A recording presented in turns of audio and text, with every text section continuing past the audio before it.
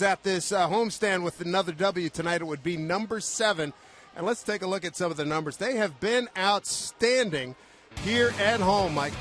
Well, you look at the numbers overall, the 6-game winning streak, hitting .314 for a team average, and I think more importantly, the runs per game, over 5 runs per game. The pitching has been solid all year for the Mariners, but now some run support for them has really shown the difference. And you look at the last 16 games, a 12-4 record, .257 average. You may not think too much about that, but still almost 5 runs a game. The occasional home run, some doubles in the gaps, that'll take care of you, even though the average still just .257. You can score runs doing that. So the Mariners, that's been the difference. They've played defense and they've pitched all year, but now scoring runs.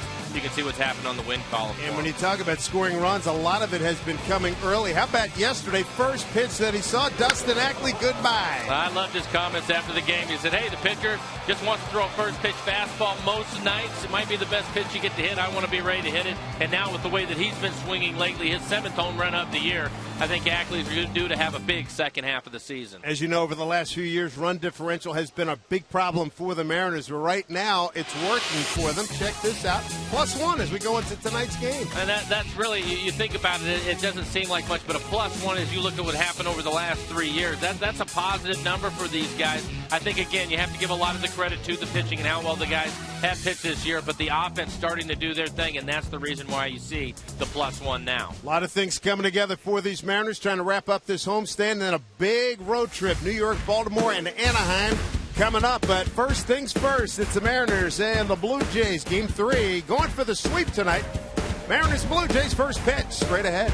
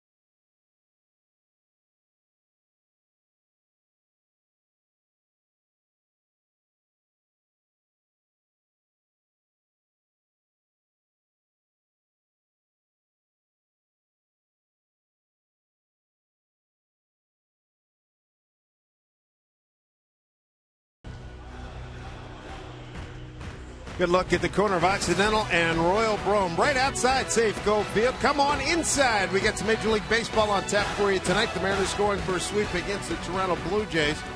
And one guy who is thrilled to be back here with the Mariners after being sent out after a spell and went down to Tacoma is Blake Bevan. Talking to him the other day, he said, listen, I'm glad I'm here. I'm back. I don't want to go back. I'm here for keeps. He has pitched that way these last 3 starts. He has, and again, he's been aggressive at times with his fastball. His command has been much better than what we saw earlier, but I think the biggest thing is his breaking ball. He's been able to mix his breaking ball and much more. He used to just pound the strike zone with his fastball, but lately his breaking ball and his changeup have been better. I think it gives the hitter something else to think about, and then all of a sudden, if you can locate the fastball, you're going to have some, because Blake's fastball around 92, 93 miles an hour, elevates one right here against Gordon. Against Kansas City, as you mentioned, Dave, pitched well, but you can see these sliders that he's able to use. Just a different look that makes his fastball a little bit better. So Blake on a pretty good run right now. It has really worked out for Blake Bevan. The South Texan is thrilled to be here, back with the big club, and he'll be facing a guy who's hot himself. Carlos Villanueva's won his last 4 starts, his last 6 decisions. He's been impressive. They started out as the long guy in their bullpen, but with the struggles they've had starting-wise, they put him in the starting rotation. You're going to see a fastball about 91 miles an hour, a good slider. He will use the slider a lot, occasional curveball from this young man, but he has pitched well for the Jays. So the Blue Jays trying to salvage a game in this series. Mariners going for the sweep. Road trip is straight ahead. We look forward to tonight's ball game. Glad you're with us. Another Chamber of Commerce special. Gorgeous here in Seattle. And we're back for first pitch in a few.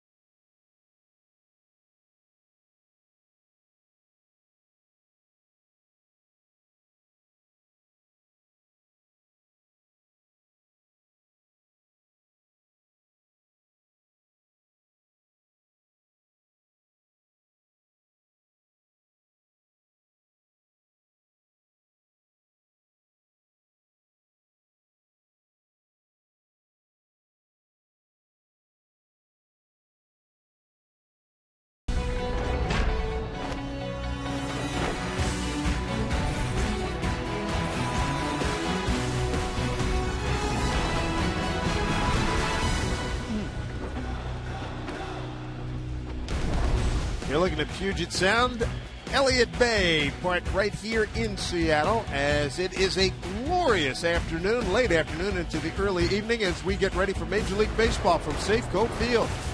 Dave Sims, Mike Flowers with you, the Root Sports crew here in Seattle as the Mariners take on the Toronto Blue Jays, Game 3 of a 3-game set. Mariners going for the sweep and their 7th consecutive win. Let's take a look at the Toronto batting order that will face Blake Bevan. For the Blue Jays tonight, number 3 scoring team in the American League, and the pitching staff has really done a job on them. But Laurie will lead things off. He's 2 for 8 in the series with 5 strikeouts. Iwakuma struck him out 4 times on the opener here. Then it's Rasmus Encarnacion. Want to stay away from him. 28 home runs on the year. Then it's Johnson, Escobar, Cooper, Davis with the only home run in the series so far. And then it's Mathis and Ghost to round out the 9 for the Blue Jays. Blake Bevan in his year, 5.20 ERA, 83 innings pitched for Blake, 44 strikeouts, 12 walks. He has pitched well lately, last couple of outings since being recalled. But damn it, look for him to have a good outing again tonight. Look at the defense for the Mariners. A couple of changes. Eric Thames getting his first start as a Mariner. He's out in left field. Saunders in center. Casper Wells will be in right. And on the infield, Seager, the third baseman. Ryan and Ackley playing up the middle. Mike Karp, the first baseman. And John Jaso will do the catching tonight. Well, here's Toronto's high-energy third baseman Brett Laurie out of Langley, BC, to lead it off against Bevan. First pitch, slicing drive into the gap. And it's easily corralled out there by Casper Wells. 1 down. Take a look at the numbers for Bevan in his last outing against the Royals. 6 2/3, gave up only 4 hits, 1 run. It was earned. Walked only 1 batter through 95 pitches to get into the 7th inning of his last outing. Second hitter is going to be Colby Rasmus. 70-degree night, 21 degrees Celsius.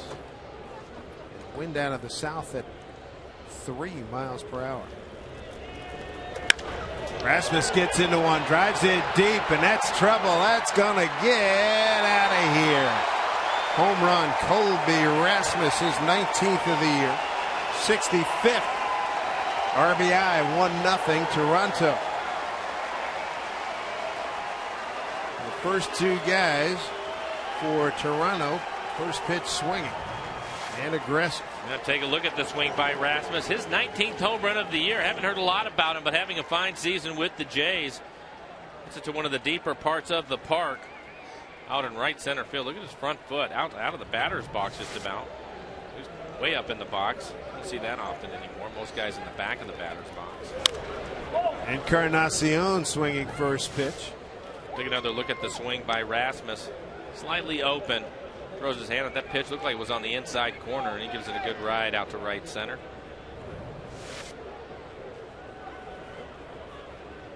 Encarnacion's been handled here, but today's a new day. Bevan going to try to be careful with him. 0-1.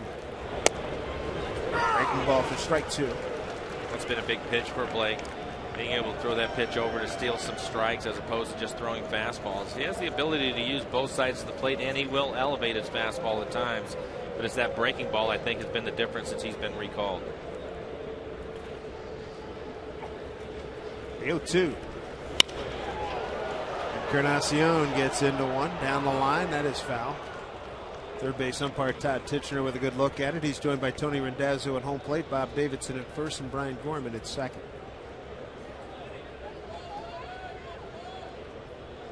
Encarnacion, the Mariners have handled him. He's 0 for 7 on this first couple of games. Third in OPS in the American League, tied for third in home runs, 4th in total bases, having a fabulous year. Here's the 0-2. Reaches out, pulls it down to Seager. Kyle throws him out. 2 down. Bring up Kelly Johnson, the second baseman. Kelly batted 7th in game 1. Last night, game 2, batting 6th. And tonight, he's in the cleanup spot. It looks like the Blue Jays trying to figure something out with their lineup since Batista is out. Their first baseman, Lind, also on the DL. And Aaron Sebia, the starting catcher. So they have some big bats out of their lineup right now. Another first pitch hack. Kelly Johnson swinging a miss. Talked to Batista today. Sprained tendon and that left hand that he hurt in a full swing foul ball that he hit at Yankee Stadium a couple of weeks ago. Still no determination as to when he'll be back.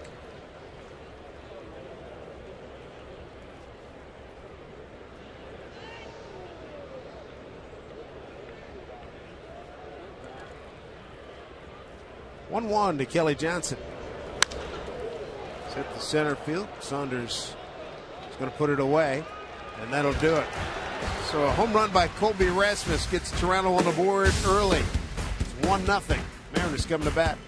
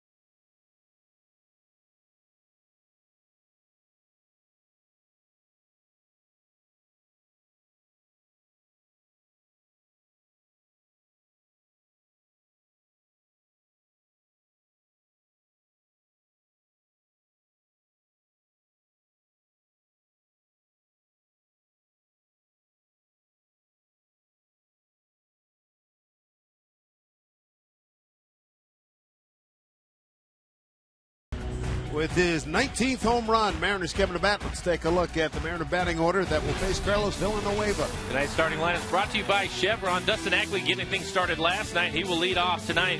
Had a home run in last night's game. Then is Saunders, Montero, Jaso hitting cleanup tonight. Seager, Wells, Carp, Eric Thames making his Mariner debut. He will hit 8th and play left field tonight. Brendan Ryan with 3 hits in last night's ball game.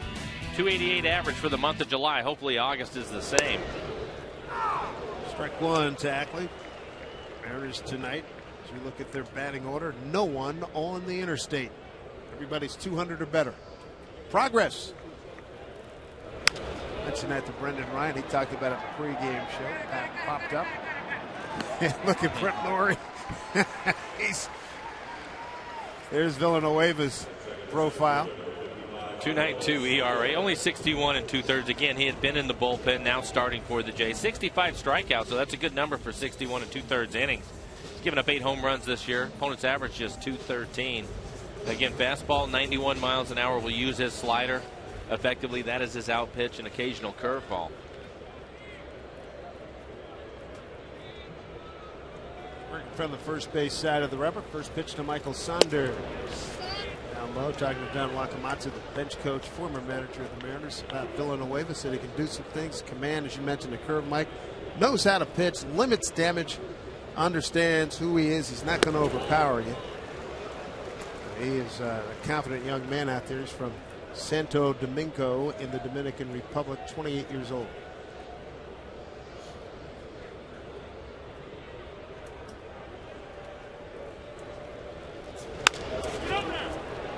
Back to the first baseman, Cooper, out number 2. Well, at times this year, Dave, it's been this type of pitcher that has caused the Mariners' offense more problems than the guys that throw 95. I think they'd like to hit the fastball and then get somebody that can throw a breaking ball for a strike, especially when they're behind. It can cause them problems. We'll take a look at the defense for the Jays. Davidson left, Rasmus out in center field, Ghost, the right fielder. Dave mentioned Laurie at third base, Escobar and Johnson playing up the middle. David Cooper recently called up. He is the first baseman, and Jeff Mathis, the veteran, former Angel, will be behind the plate. So Villanueva, pitch to Montero's in there for a strike. Montero at 263, 10 homers, 40 runs batted in.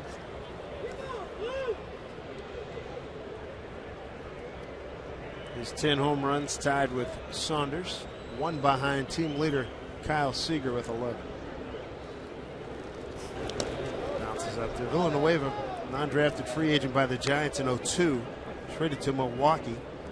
Was with the Brewers eventually made that club in 2006 and was with them through 2010. This is his second year with Toronto. Traded over in December of 2010. Breaking ball hit center field. Colby Rasmus on the case. And they'll do it for the Mariners' 8-pitch inning for Carlos Villanueva. 1-0 Blue Jays.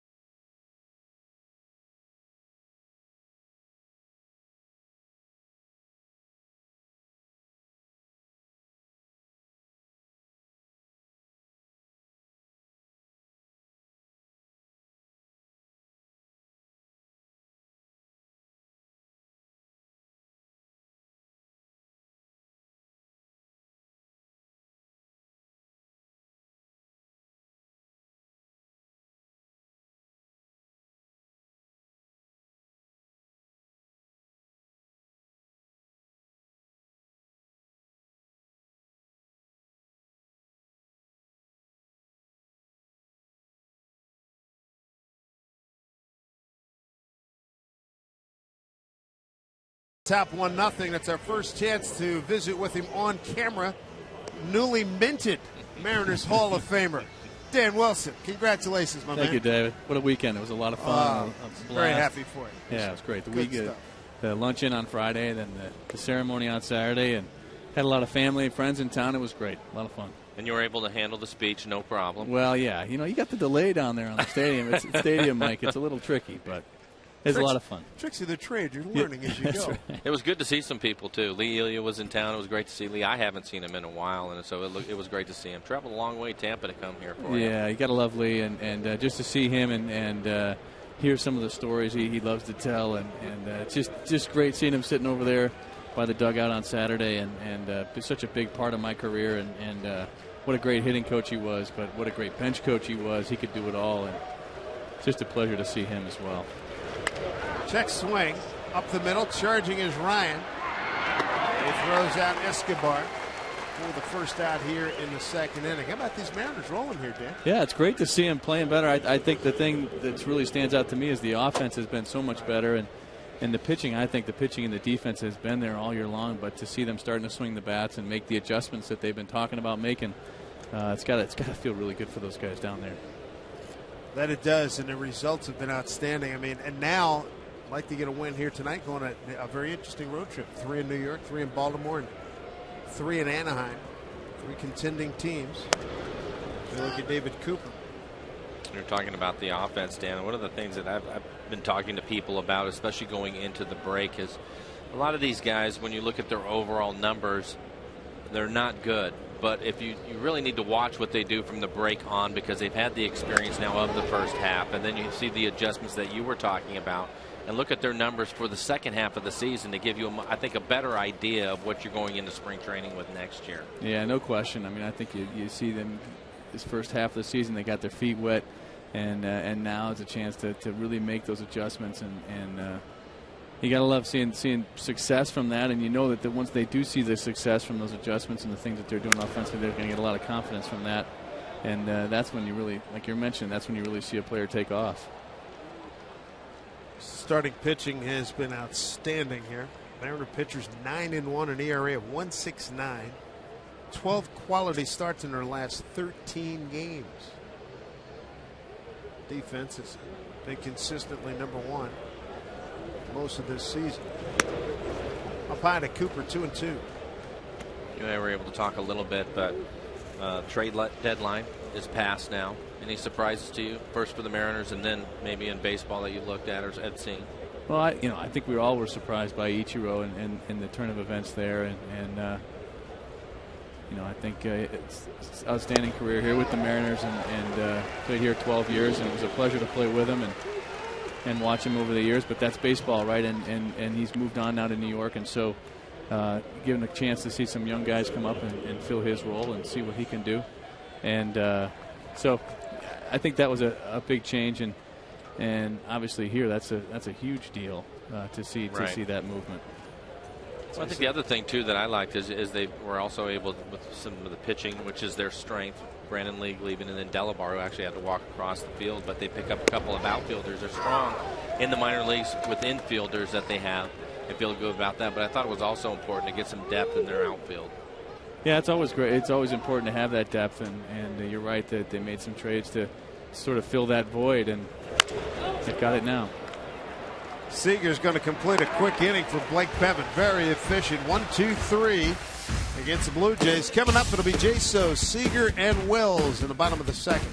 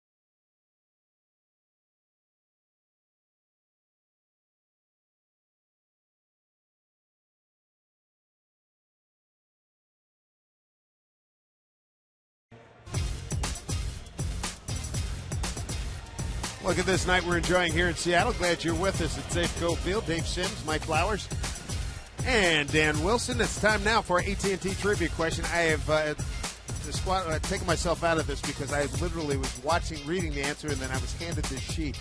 July 31st, which team had the best record in Major League Baseball? Rangers, Yankees, Reds, or Nationals? Text 733-733 with your answer. What do you got, boys? As we look at John Jaso take a strike. I don't know. You got Rangers, Yankees, Reds, Nationals. I'm going to guess A, Rangers. All right.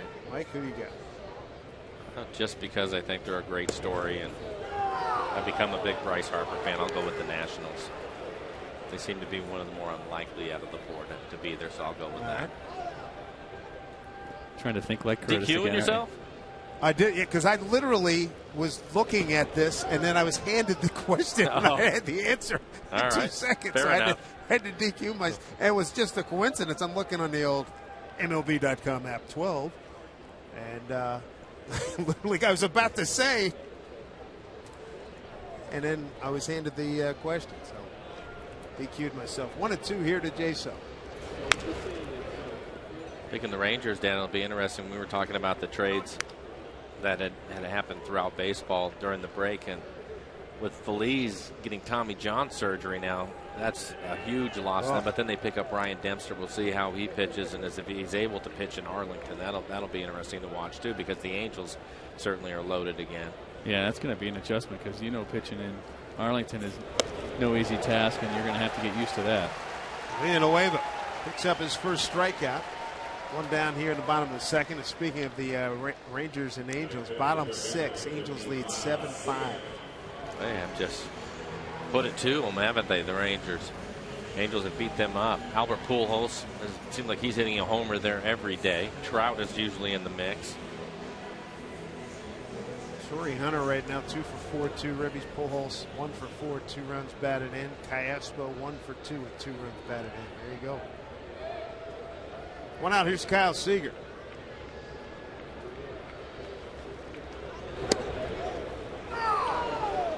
It's the first start the Wave has made against the Mariners. 4 previous relief appearances. And see, Kyle has had a good series, 4 for 7 with an RBI.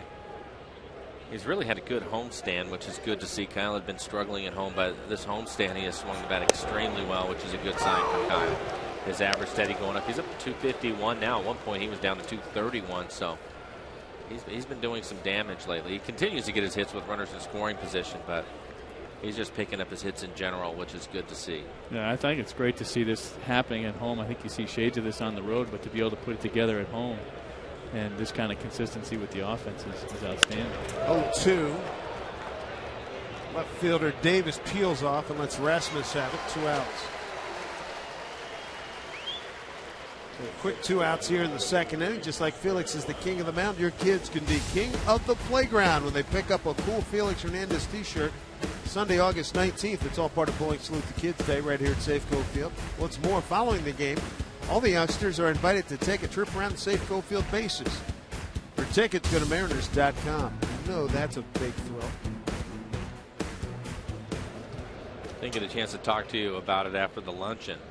But what did your kids think about the whole thing? I always wondered what they was going through their mind as they're seeing you up there.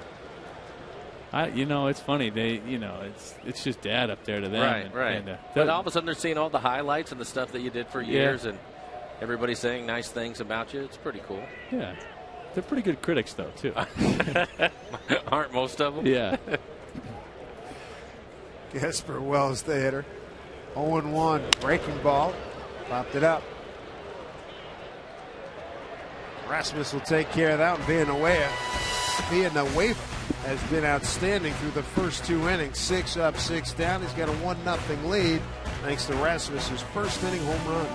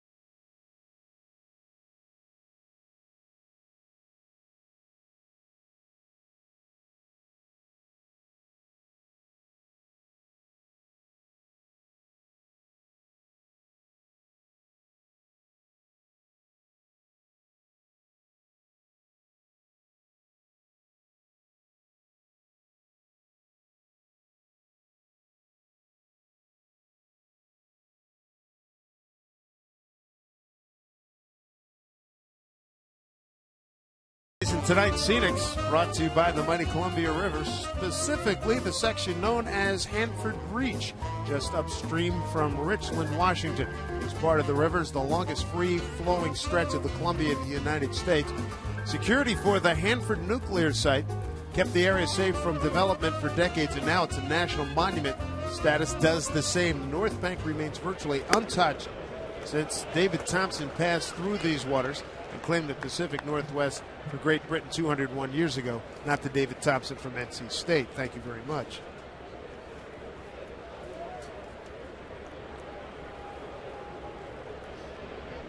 Jeff Mathis, the catcher. Popped up. Ryan will put it away. Little ceremony for Ryan last night for getting over the Mendoza line. Included, he said, "It's not beer. This is ketchup in this shower." Took care of him last night. Couple of nights. I think that says a couple of things. I think one, obviously the guys appreciate and care about Brendan Ryan to do that for him, to have some fun with him, because it's been a struggle for him this year. But he's been swinging well. As I mentioned, 288 in July, and over his last 37 games, hitting 279. He's solid. Thames, did he make the catch? Yes, he did. It's his third base umpire, Todd Titchener. So Thames, in his first play as a Mariner, robs his old teammate Anthony Gose. This is not an easy play to make either. A left-hander slicing line drive out to left field. You have to get a good jump on it if you're going to make the play. And Thames comes in, backhands it just before it hits the ground. Nicely done. Yeah, good play. But I think the other thing is it lets you know right away what winning some games will do for you. Keep you loose and have some fun, which is what this game is supposed to be about. And the guys having won 6 in a row, I thought that was a pretty good sign of that. Dan? Yeah, that's feeling, there's a lot of stuff that they've sort of been able to release a little bit over that winning streak, and that's one of those things that kind of catches fire, and those guys just tend to go in there and enjoy that, and gosh, you got to feel good for Brendan too. Yeah. Brett Laurie flied out to right, first pitch, opening up the game. Off-speed pitch. This one popped up. Bevan. Good inning. Seager puts that one away. And Toronto gone quickly. Navy's in town. Good to have them here. 1-0 Blue Jays.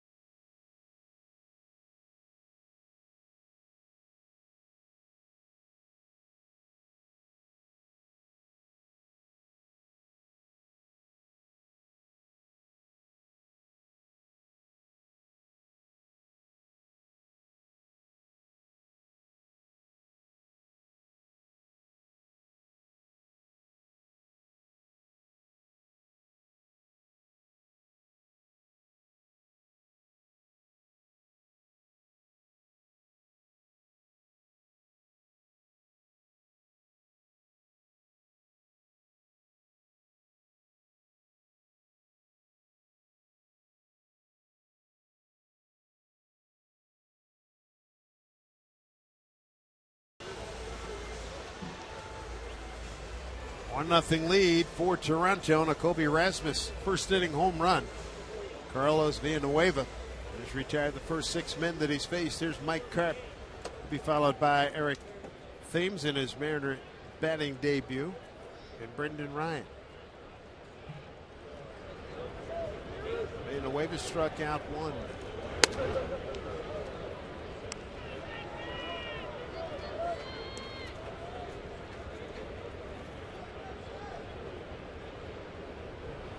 First time Karp was facing Villanueva. Some strike. Karp 1 for 3 with an RBI last night. Good homestand, 10 for 27.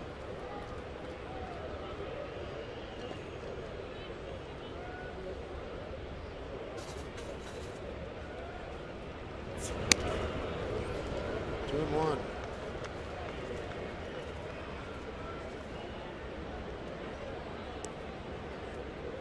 One of the other things that's been happening with the Mariners is the bottom of the lineup, whoever Eric Wedge's putting down there on a given night has been swinging the bat better, and that certainly helps. If those guys can chip in and do some damage and score some runs and drive in a few runs for you, turn the lineup back over to the guys that you're expecting to, that makes a difference too, Dan, and they've really done a good job of that last night. They did most of the damage. Yeah, it picks up your lineup a lot, like you mentioned, and you get 2 or 3 runs from the bottom part of the lineup and 2 or 3 runs from the guys, like you mentioned, they're supposed to do it. Now you're looking at 6 runs, and that's what they've been doing, and got to believe it's given that pitching staff a lot of cushion too, which is so nice, where they're being able to be aggressive and go after hitters. And way off the Carp, skied it. Short right center field. Rasmus, the center fielder. We're out number 1. TNT trivia question. As of yesterday, which team had the best record in Major League Baseball? Dan went with the Rangers. Mike went with the Nationals. The fans went with the Reds. Survey says it's the Reds, indeed. And they just finished off a game earlier tonight where they had newly acquired Jonathan Broxton set up for Aroldis Chapman. That is a lot of heat coming out of that bullpen now. There's Thames in his Mariner batting debut. Looks at strike 1. Picked up a couple of nights ago from these Blue Jays. He's at AAA Las Vegas for Steve Delabar, right-hand reliever. We've seen Thames when he was with Toronto last year. He showed a lot of pop. One of the other things that we were able to see from him is that he can hit a fastball. He hit a fastball off of Tom Wilhelmsen. Hit the glass in dead center field in Toronto. Scooting over to make the play is Kelly Johnson. And there's 2 down. Let's check in with Angie Mente. Guys, the Mariners travel to New York next for a 3-game set today. The Yankees trying to avoid a sweep at the hands of the Orioles. Bottom of the 3rd inning, Bombers up 7-1, but looking to add more. Bases juiced when Robinson Cano sends everyone home with a rocket to his fans in right field, part of a 7-run inning. And the Yankees over Baltimore 12-3. Gentlemen? All right, Angie, thank you very much. That's the next stop for the Mariners.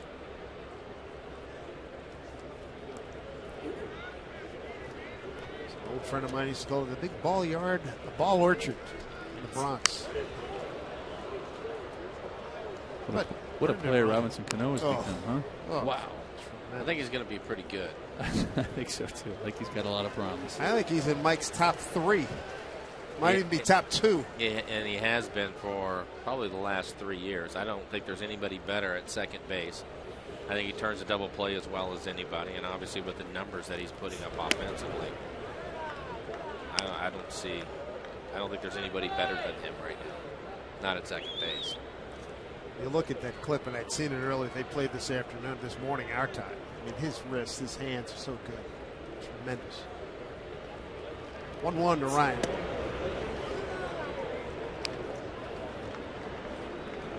I don't like the way Ryan has been going of late. That's one of the things the guys will see when they show up to the clubhouse on Friday. Dan, scouting report. Who's hot? Robinson Cano. Keep the ball away from him. That swing by Ryan, especially in that ballpark. Agreed. 2-2.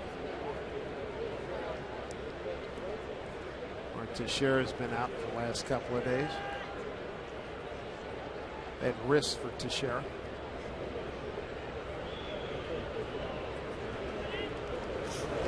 Swing and a miss, and being a waiver. Perfect through 3 with 1 strikeout. 1-0 Blue Jays.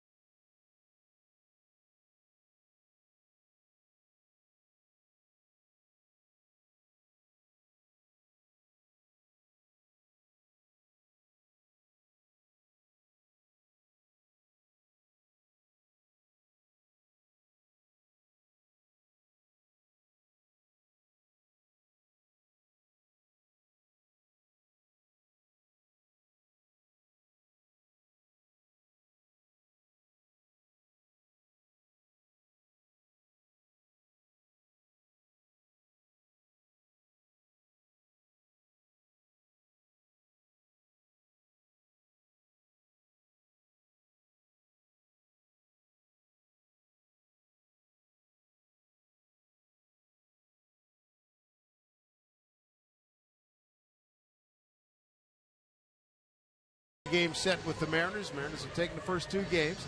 Hey, catch a Mariners game this season from the All-Star Club, a luxurious lounge located on Safeco Field suite level. Enjoy a first-class experience with an all-inclusive buffet and in-seat service. You're going to feel like an all-star, VIP, the MVP, you name it. Get your tickets right now, mariners.com/premium.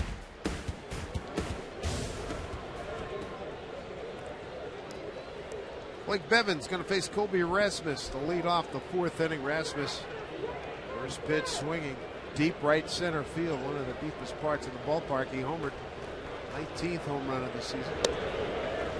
Breaking ball to start him off, strike 1.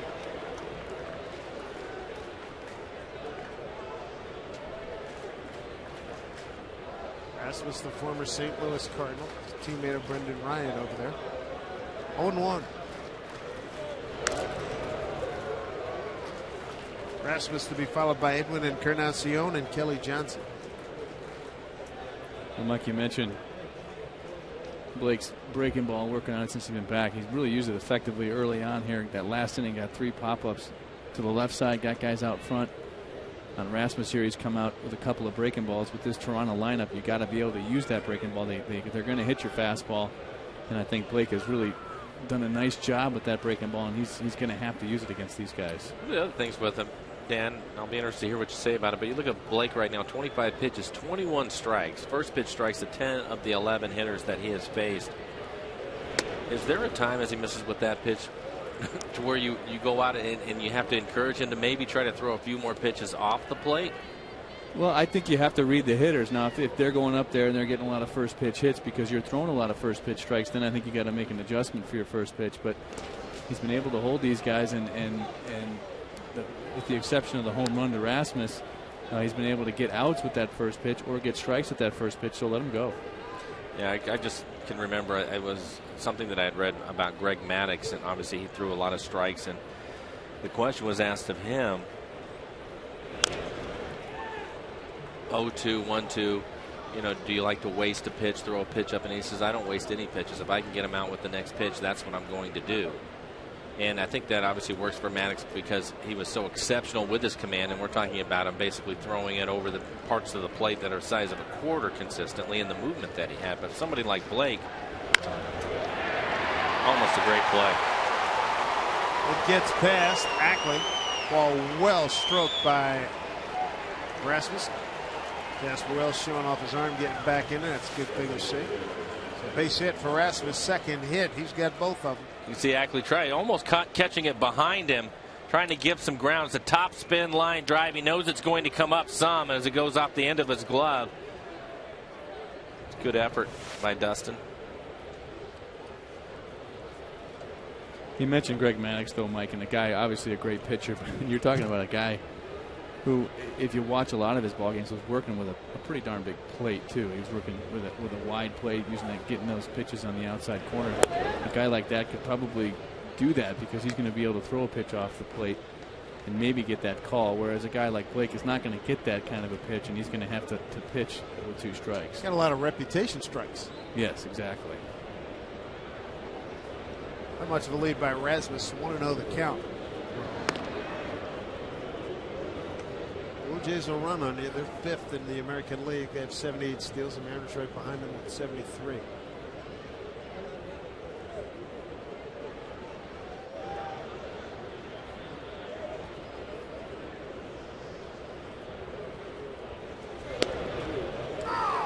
One and Encarnacion. Grounded out to Seager first time.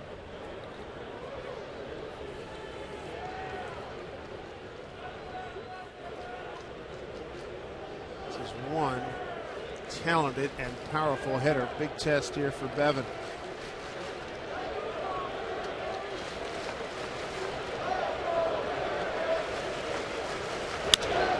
Pulled down to Seager.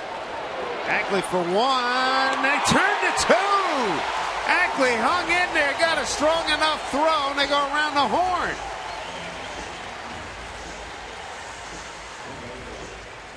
This is a really good play by Dustin Ackley. You see the ground ball to Seager. Kyle gets rid of it quickly, gives him an accurate throw, but you can see Rasmus right on top of him. Dustin able to hang in there to finish the double play. That's the hardest thing, I think, for most second basemen is they have their back. You can see he has his back to the runner, so he just has to feel where he's at.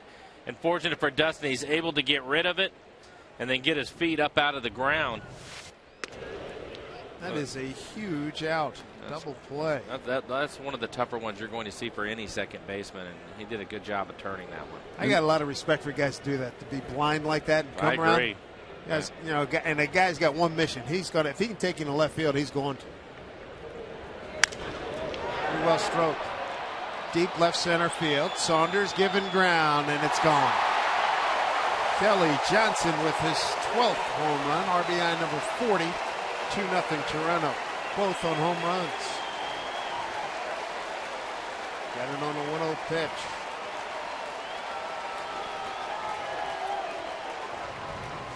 I want to know it's going to be a fastball that runs out over the plate. A couple of these home runs, you can see why the Blue Jays on the season second in the league in home runs, because they've hit them to the deepest parts of the ballpark.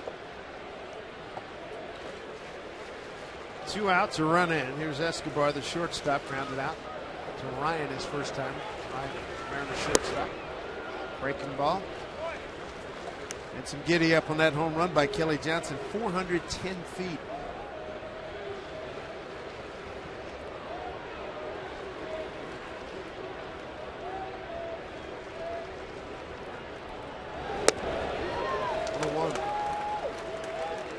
Mike, going back to that double play, as a third baseman trying to give him that feed back to that part of the base because he knows the runner's going to be on him? I do. I would. Just because at least he can use the base to protect himself. And second basemen that have been around a little bit, that's exactly what they will do in that. So, yeah, it's if you can. And that was a pretty routine ground ball for Kyle, so it's set up nicely for him to give him that type of feed behind the bag. Ryan drifting out. Ackley calling him off. Ackley makes the play. So another long ball given up by Blake Bevan. Rasmus got him in the first. Here in the fourth, Kelly Johnson gets him. 2-0 Toronto.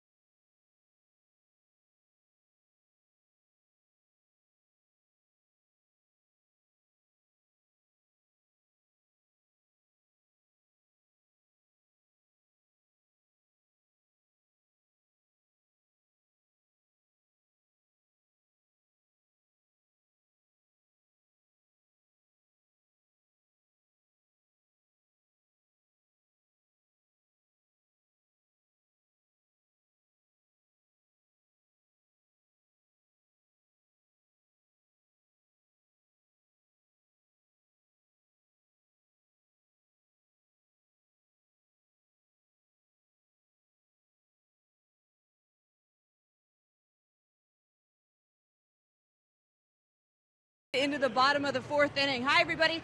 Angie Mentink here at the Ford Sports Desk. The A's were the AL's best team in the month of July. They start off August with a series finale against the Rays. To the good stuff. In the eighth inning, Rays on top 3-1. That's when Carlos Pena destroys his 15th long ball of the year deep to right field. Rays complete a 6-3 road trip with a 4-1 win over Oakland. You guys think the A's could be a player the rest of the way? Why not? They're hanging in right now. As you look at the wild card standings with the Angels. Virtual tie right now, and then a whole bunch of people pile up trying to get into those two spots. I think they can. Anytime that you can go out and pitch, which the A's can do that, they're first in ERA. And then you have a couple of guys having type of years that Reddick is having, and Cespedes and what he has done. Why not? They've walked off a bunch of people, too. Well, then you gain the confidence that you can win those games, and that makes a difference. Good. Who is it? Ryan Cook, the closer's done a great job. Being away, but 9 up, 9 down. He's got a 2-1 count. And Eric breaks up the perfecto right there. The 2-1 pitch to Ackley. Base hit. First base runner for the Mariners. Let's see if the Mariners can get something going now that they're able to put him in the stretch. The Mariners haven't had a base runner until this base hit from Ackley. Does a real good job of not rolling over on that pitch. You can see it running away from him. He's fighting to keep that top hand from rolling over, and that's another reason why Dustin has been hot lately. Good swing.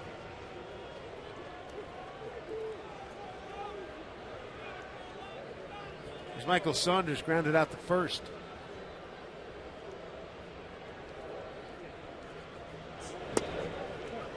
Ball 1.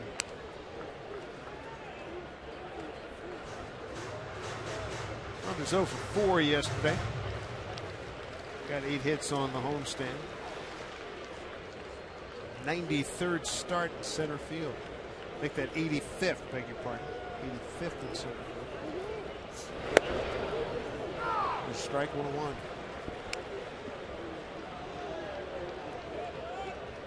Franklin Gutierrez's headaches subsiding.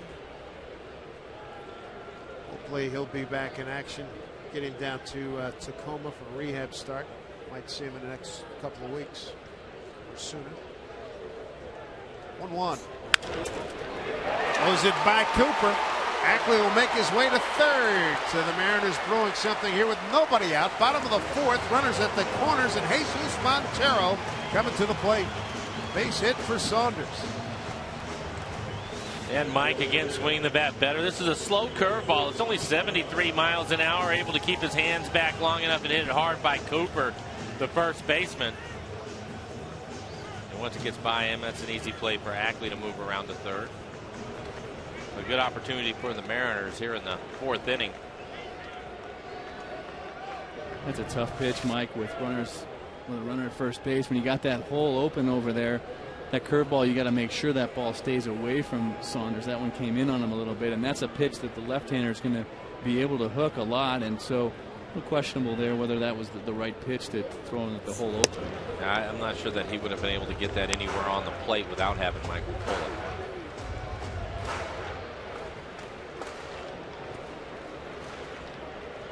Montero 1 for 4 yesterday. Right out the center to end the first inning. 8 for 29 on the homestand.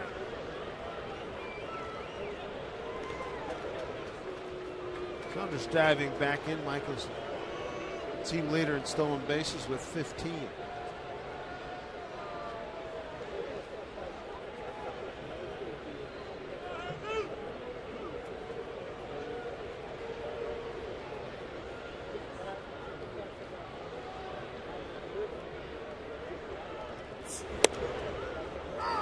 Count evens at 1-1.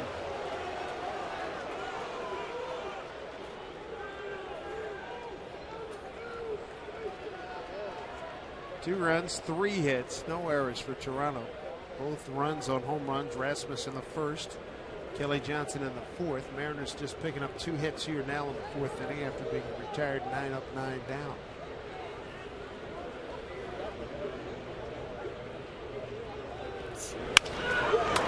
There's a double play if there ever was one. Run scores. Mariners are on the board.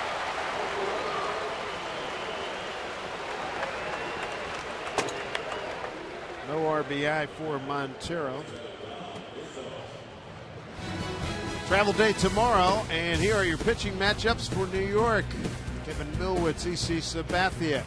Felix Hernandez against Hiroki Kuroda, who was outstanding last time we saw him. And talk about outstanding. How about Hisashi Iwakuma earlier this week against Freddie Garcia? 3 really good pitching matchups. Here's John Jaso.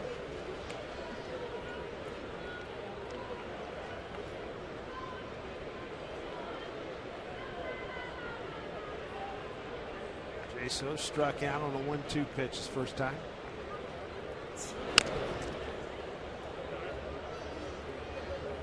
We saw, like we said, Kuroda was good last time out. We saw Felix was good last time out. Freddie lost in that game. Freddie was very good.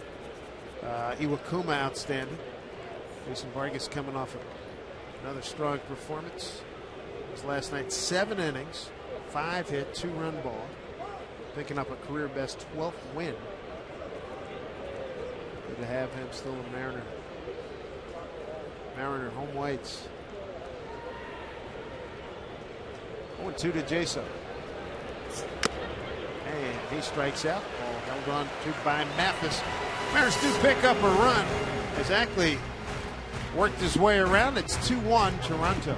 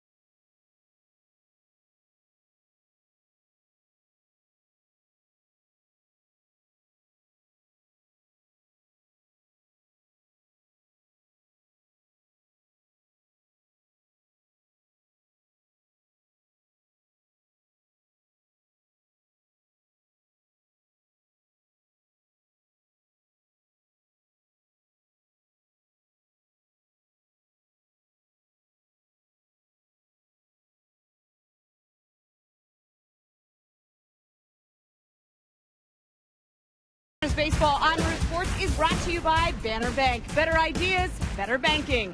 By CenturyLink, a different kind of communications company. CenturyLink, your link to what's next.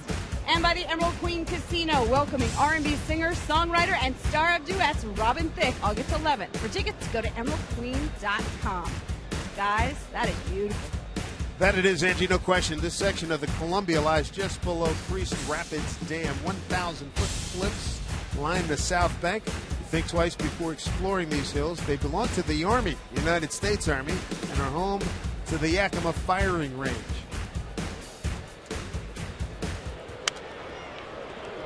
There's David Cooper, the first baseman, leading off here in the fifth. Cooper, Rajay Davis, and Jeff Mathis. Cooper struck out his first time. Blake Bevan's given up 2 home runs, 1 to Rasmussen, 1 to Kelly Johnson.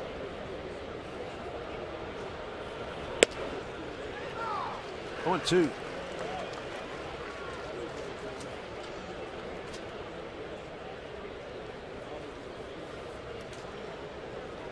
Cooper just called up a couple of days ago from AAA Las Vegas. Second go-round with the big club. Lines this one into center. Saunders can't get it. All the way to the fence. And Cooper will glide into second with a double. That's his 4th of the season. He gets an off-speed pitch. It's down in the strike zone, but it's in the middle of the plate. Lines it past Saunders. Saunders playing shallow, and he hit this ball hard out into right center field.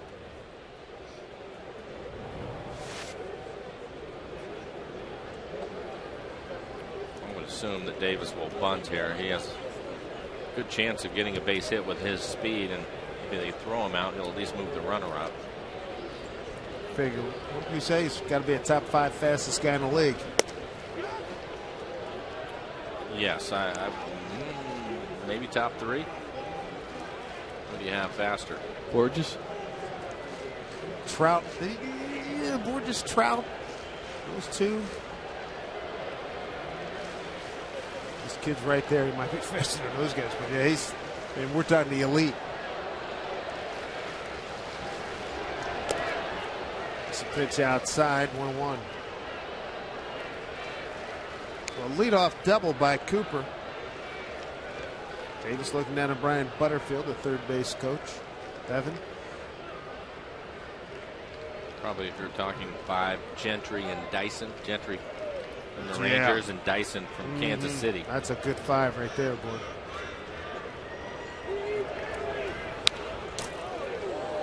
Yeah, that's a heck of a race. I think the guy who cuts the bases best out of that group might be Borges.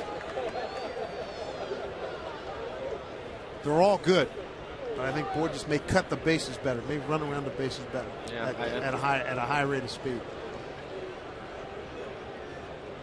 But he's something to watch. I know that. 1-2. These guys are fun. You can see Davis trying to inside out the ball, hit it the other way on the pitch before that last one. Blake trying to go back in there, see if he can find something for him to pull.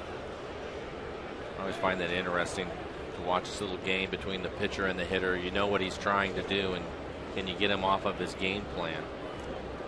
Get a 2-2 count to Rajai Davis, former Oakland Athletic. It's a chopper off the plate. Good luck. That's the best of both worlds right there for Toronto. They don't have to give him up on a sacrifice. That's just the luck of the game right there. Tough play. There's no way Brendan Ryan's going to make that play. It's just a bad break for the Mariners and Blake Bevan right here. He makes a good pitch, gets him to bounce it off of the plate. Unfortunately, it bounces over Blake's head. Not an easy thing. Blake is tall, but it gets past him, and then Brendan trying to do everything that he can. That's the only play he has is the barehanded play and get rid of it quickly, and I'm still not sure they would have been able to get Davis. So now Blake finds himself into some trouble in a first and third situation and nobody out. Catcher Jeff Mathis popped up to short first go around. You get a lot of those hits right there, Dan? Oh, I got a lot of those. It's Baltimore chop. They could come down in a parachute, right?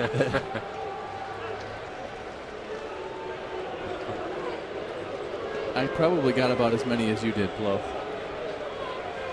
Which is probably about. I would say that's less probably than a handful. That's probably true. You do have an inside the park home run, which I didn't really say what you get. Pitch to Mathis. You get out of breath every time you look at that videotape with the inside the park home run? Yes. What inning was that? Do you remember? Was it later in the game? I feel like it was the first or second inning in the ball game. It was early in the game, if I remember properly. And that's a long way around, boys. That's 360. Well, the reason why I ask is because you're back there and you're going to look at 150 pitches on a given night. So if it's later, your legs are pretty much toast. Yeah. 0-1 pitch here to Jeff Mathis. Yeah, I love looking at video of guys that do that. Is it a piano? Is it a truck on your back? I mean, both of them. I mean, it's and you're getting, like you said last time we talked about. He said you're getting a wave on it. You're like, really? Yeah, that's right. A little bit of disbelief as you're coming around third. Davis takes off, swung on, sent to center field, and deep. Going back, Saunders makes the catch. Tagging at third is Cooper, and Davis will get back to first. Sacrifice fly by Mathis, and RBI 3-1 Toronto. Mathis is 14th RBI. Check out our CenturyLink high-speed pitch. 83 for Bevan, 91 for Dan Nueva.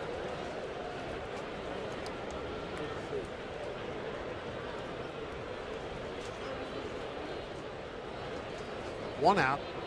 Now Anthony Ghost lined out to left. Thames made a heck of a catch on it. Davis, an outstanding base stealer. 28 stolen bases. Been caught 7 times. Yeah, tough situation here, John Jason, with that left-hander in the batter's box. Also, you just can't see that runner most of the time. He's going to have to rely on somebody that's going to shout for him that he's going. Trout leads the American League with 31. Takes it with him. Bevan, everybody's safe. Base hit for Ghost. A small ball by Toronto.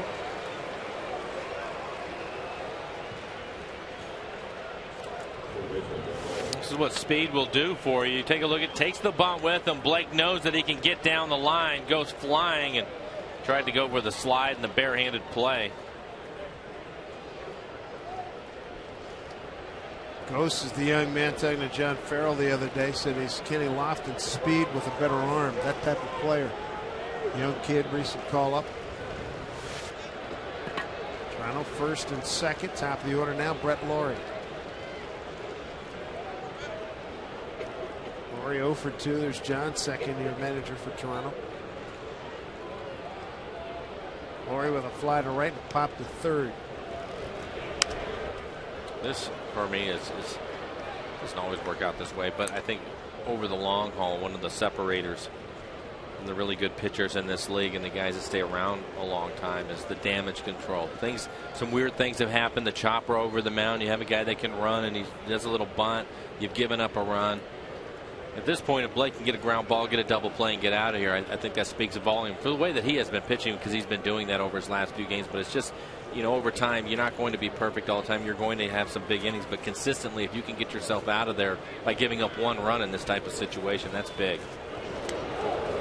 Yeah, I agree, and I think this is a tough situation to get the double play. You got a lot of speed on the bases. It's going to be a tough turn, but you're right. These are the kind of situations where you get the ground ball and you do a lot of damage control with a double play here. So, yeah, I completely agree. Got a 0-1 count here to Laurie. Great speed on the base paths. Laurie fouls one off, 0-2. But the good ones do it more times than not, Dan. That's the reason why they stick around. They're able to do that, especially the type of pitchers like Blake, where he's not necessarily overpowering. He has a good fastball at 92, 93 miles an hour, but he's going to have to pitch his way out of here. There's a great example, Jason Vargas, in the run that he has been on. You're always going to have, the 1-2 innings where things aren't going particularly well. Can you get yourself out of it? Got an 0-2 pitch to Laurie. Pops it to right. Wells getting under it. Runners hold. Out number 2.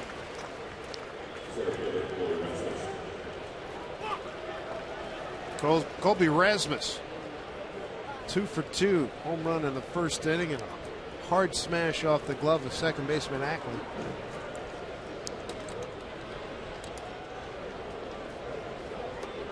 Comes up with 2 outs, runners at first and second.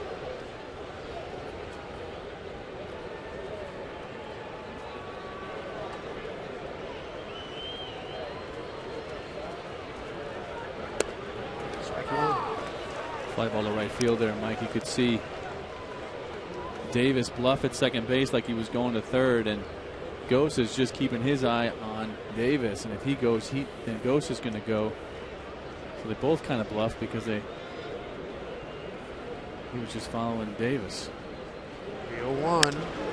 Yeah, it's a situation where there's not going to be a sign put on. Davis, obviously, with his 28 steals, has the green light to run when he wants to. So Ghost's job is to keep an eye on him because there isn't anybody to tell him to go. So it's just a matter of whether Davis decides to run or not.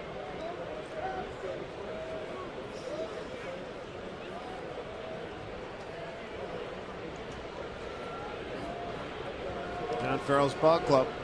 Got a run in the first, run in the fourth, and 1 here in the fifth. 2 outs and 2 on. About back. Brett Laurie a couple of days ago did a Bo Jackson. Broke his bat right over his knee. Treated that one a little bit better.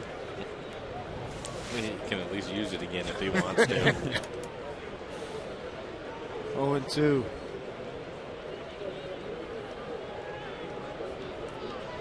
Run it. Ooh, not a bluff again. There you go. Oh. There you go, Dan. That's what you're talking about. And Rajay Davis just pointed to his chest, saying that was my fault. And Ryan tags him out. Ghost ran right up his back. Davis went about a third of the way, and there was a miscommunication. The Mariners benefit from that miscue. 3-1 Jays.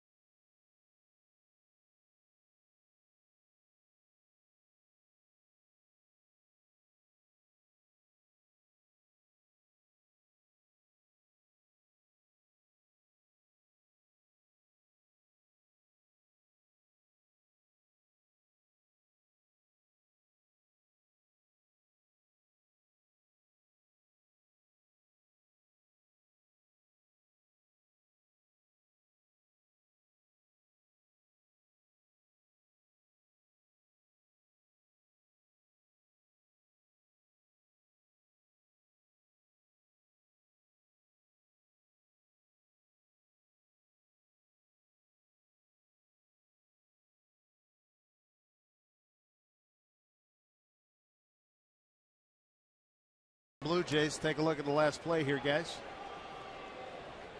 Yeah, that's a tough read for the runner at first. Dan would just explain to you that if Davis is going to take off for third, the runner at first has to go with him. And Ghost, the young player, put his head down. You can see Davis right there. You're right, David, pointing to his chest, saying it was his fault that happened.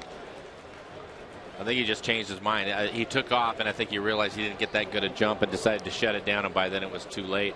Helped the Mariners to get out of the inning, though. Kyle Seager leads off with Wells and Karp to follow. 1-2 to Kyle. Kyle tonight with a fly out to center. Question comes up, too. Why is he trying to steal third base with 2 outs? But what that does, it'll get Ghost into scoring position as well. If he goes and Ghost gets to second, then they get a chance to score 2 runs versus just the 1 run with a base hit. Well, and again, that's probably the reason why David shut it down, because he realized he wasn't going to make it, or it was going to be too close a play. And unless you're sure, you can't go. And I think that's probably what stopped him.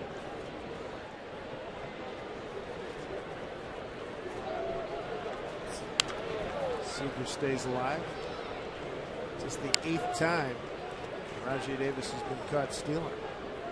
Both pitchers throwing a lot of strikes. 48 pitches. Villanueva, 35 of those are strikes. 10 first pitch strikes to the 14 batters that he has faced. And Blake has been right there with him. Another foul off.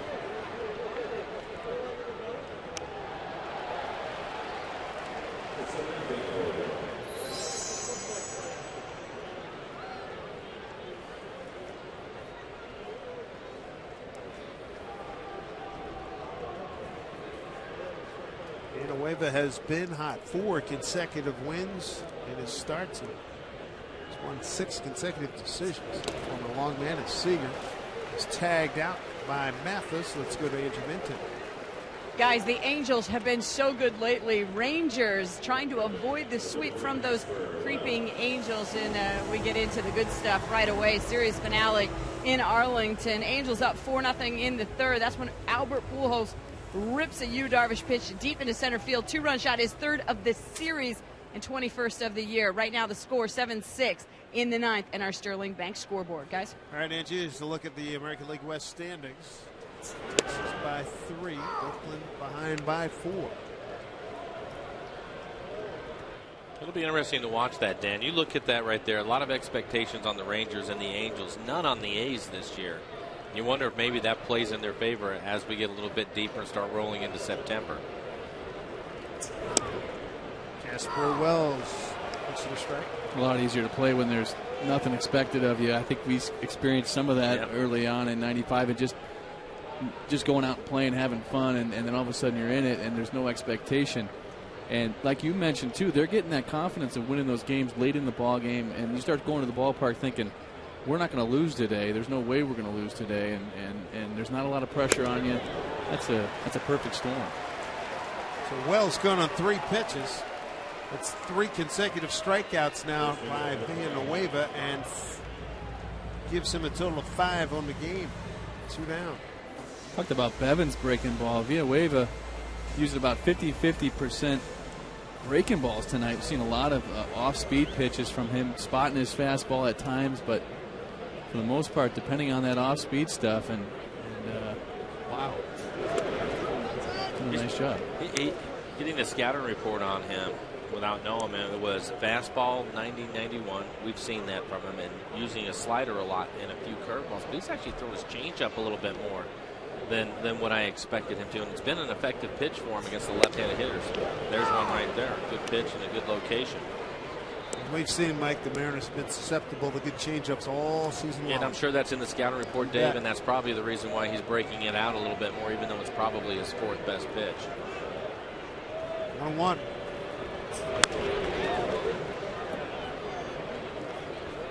You can see right there, that pitch right there, that fastball in. Karp just being able to get a piece of it because that pitch was set up from the previous changeup on the outside corner that he got for a strike. It makes that 90-91 look a lot harder, and that's what we were talking about earlier. A 1-1 pitch here to Karp, who's 0 for 1, fly to center his first time up. That was a mistake.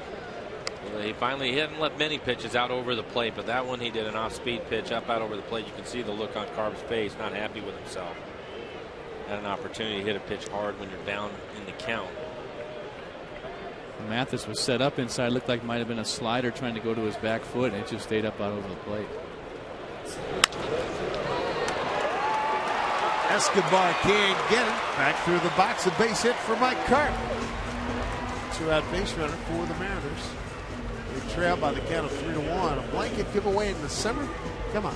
Well, you know what? You're going to warm up to the idea on Friday, August 17th. First 15,000 fans, 21 and older. You're going to take home a fuzzy full-size Mariners fleece blanket. Get your tickets to Mariners fleece blanket night. The game will be against the Twins. Go to mariners.com.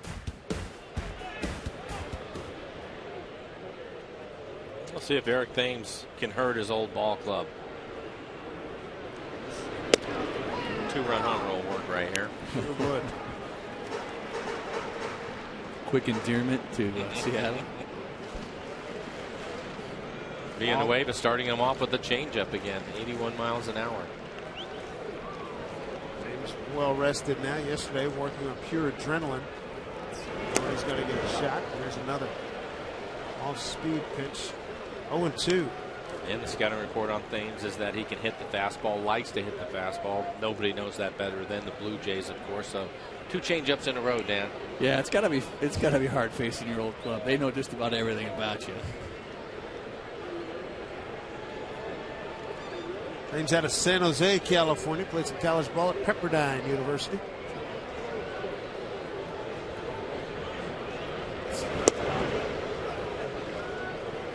Player when he's growing up in San Jose, Barry Bonds.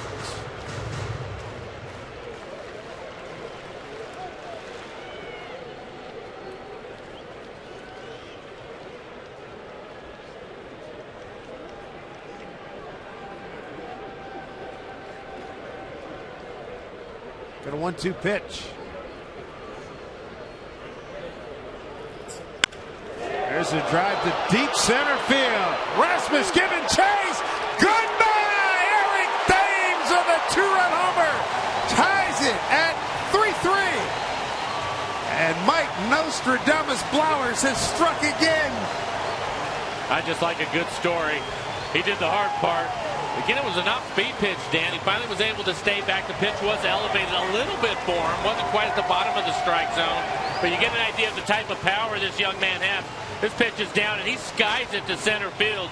But a lot of backspin on it. Tremendous carry on this home run from Thames as you take a look at our McDonald's Supermo. But that'll give you an idea how strong this young man is. Some good bat speed coming through there, Mike. And got that curveball, that 1-2 curveball. He wants that ball down in the dirt. He left it on the plate, got a little elevation to it, and Thames was able to drive that ball deep into the outfield. And really, that fastball that they threw 0-2, Mike, was close to being a strike, and they caught a break there, and Thames made him pay for it. 411 feet. Tie ball game at 3-3. Whoa, how do you do it? It's unbelievable. He's on a heck of a roll. It's unbelievable. It really is. Sometimes it's just a want, Dan. You just wanted to do it. I just wanted him to do it. And you're in position to call that bad boy, and it worked out well. Exactly. Because we all wanted the same thing, man. That worked out well. Boy, if Eric was running on adrenaline yesterday, he must really be flying now. I would think so. You get your former club. You just were traded a couple of days ago, and there you go. There's a smile for you. Inside to Ryan, 2-2. That was an impressive home run. Dead center field, 411 feet, as high as he hit it. That down and in sweet spot is such a dangerous area for a left-hander. Oh. He just gave it a ride. Sick feeling as a catcher. You see it, you know, you got when it's halfway there, right? Line did he check? No, he didn't. He's done since Bob Davidson. Highlight of the inning, Eric Thames, his first hit, his first homer as a Mariner. It's a big one as it ties the score at 3-3.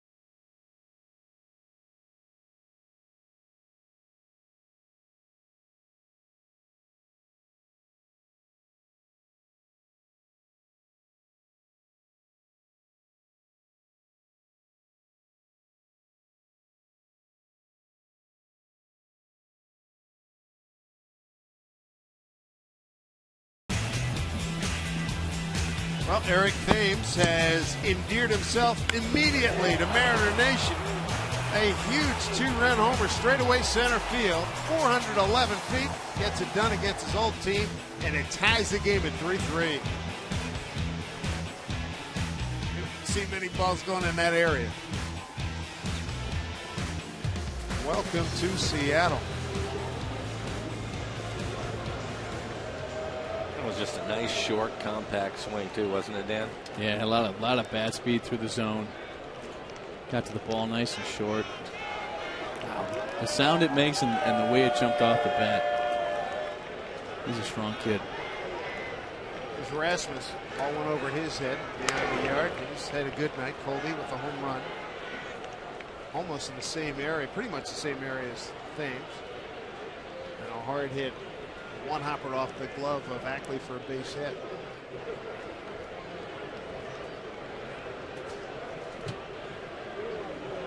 Blake Bevan back in this ball game, 3-3. It'll be Rasmus, Encarnacion, and Johnson 2, 3, and 4. Rasmus was at the dish when Rajay Davis was caught stealing.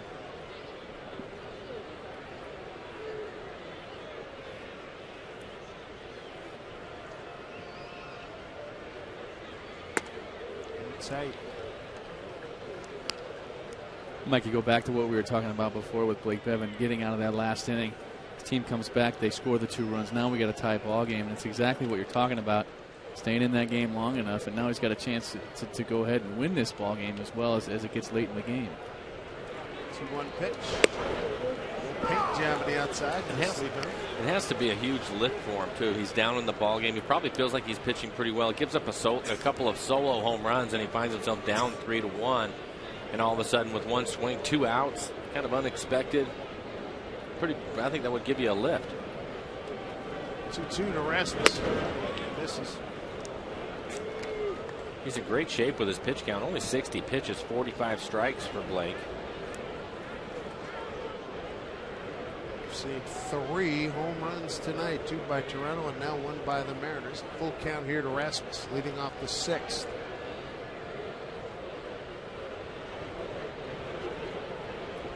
So left field. Thames under. 1 down here in the 6th. Mariner calendar brought to you by Sleep Country USA. Back on the road again.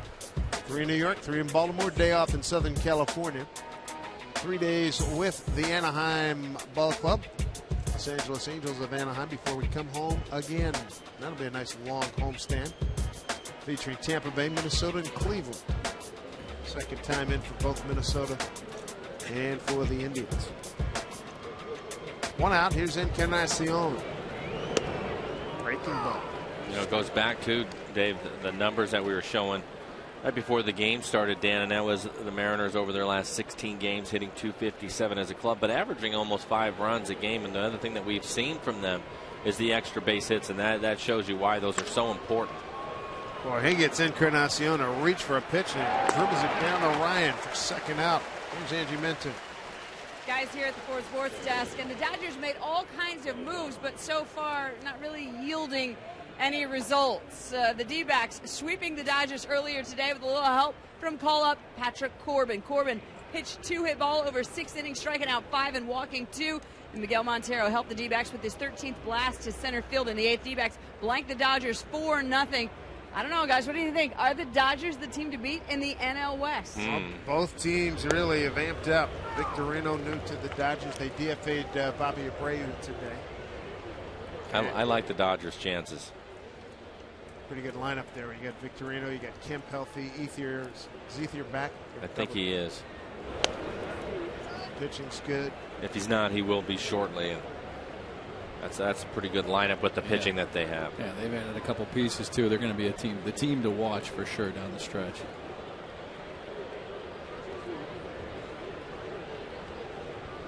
Good battle with the Giants. Swing and a miss by Kelly Johnson. He took Bevan deep, 410 feet, deep left center field. Last time up on a 1-0 pitch.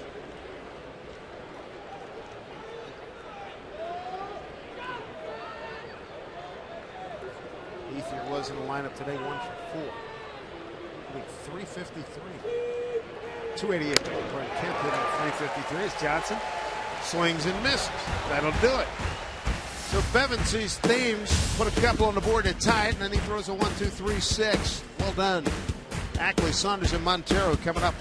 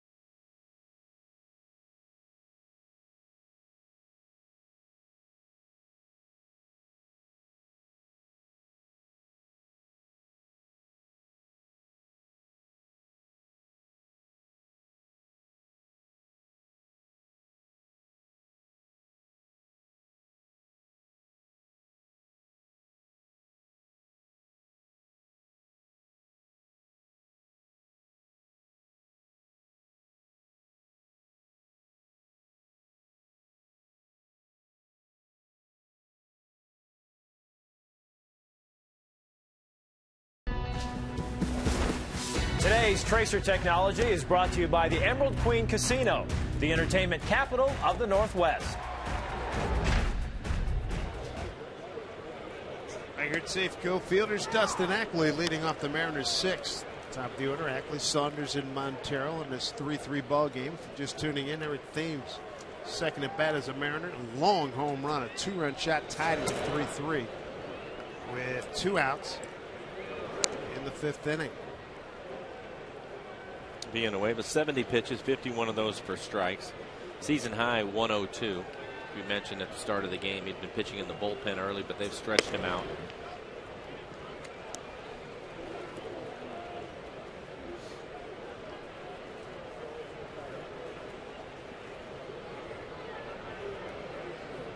Ackley tonight, 1 for 2 with a run scored. This pretty well deep left center field. Davis giving chase near the track, on the track, makes the catch.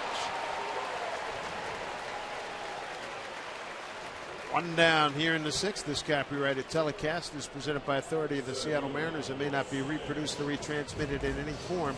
The accounts and descriptions of this game may not be disseminated without the express written consent of the Seattle Mariners. Ackley sends Davis to the track. Here's Michael Saunders. 1 for 2. Got a base hit to right. Last time up in the 4th. Like both these guys been very efficient with their pitch count tonight. Drive to right. Backing up goes. Off the fence. Saunders cruises into second with the double. His 25th of the season. He takes over the team lead in that category. A 1-out base runner here for the Mariners. I think a lot of it is due in large part to the fact that they're throwing strikes up there. We see Villanueva with 72 pitches, 53 strikes. The hitters have to swing the bats when they get up there, and that's what makes you very efficient. And that's what Michael does. First pitch to him, jumps on it, pitch in the middle of the plate, just misses a home run. Saunders with 10 home runs on the year, almost had 11, missed it by about 1.5 feet. I would agree with you, Dan, and that's why I say it all the time. You look at pitchers and you can have a game plan going into the game, but ultimately that pitcher will dictate what you're going to be able to do or not. And sometimes I hear, well, you should just wait him out or take more pitches. Well, some nights you just can't do that because the guys aren't pitching, and if you start doing that and trying to hit when you're in 0-2, 1-2 counts, you're going to be in big trouble. Montero swings and misses. 0 for 2 tonight.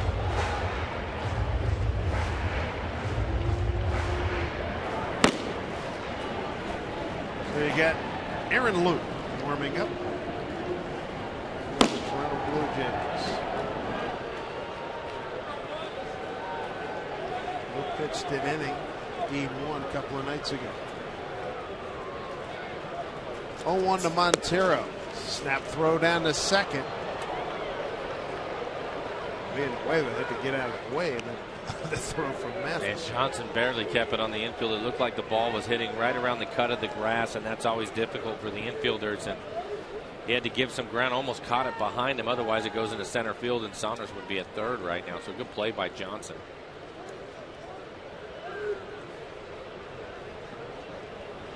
1-1 pitch.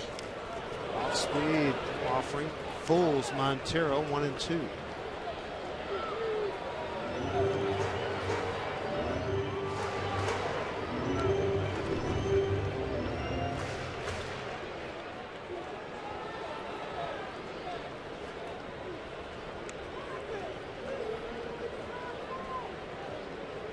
Toronto broke on top. First inning home run by Kobe Rasmus. Kelly Johnson added a homer in the fourth. Mariners got a run in the bottom of the fourth. Mathis drove in a run in the fifth, and a two-run Thames homer tied it. That is being foul.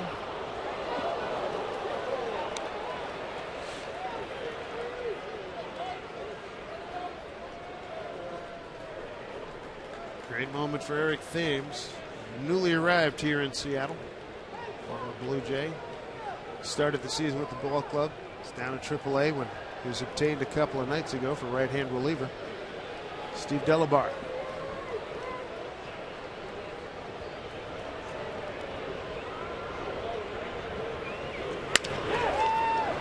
Saunders gets the third. Escobar thought about throwing there. Throws out Montero instead for out number 2.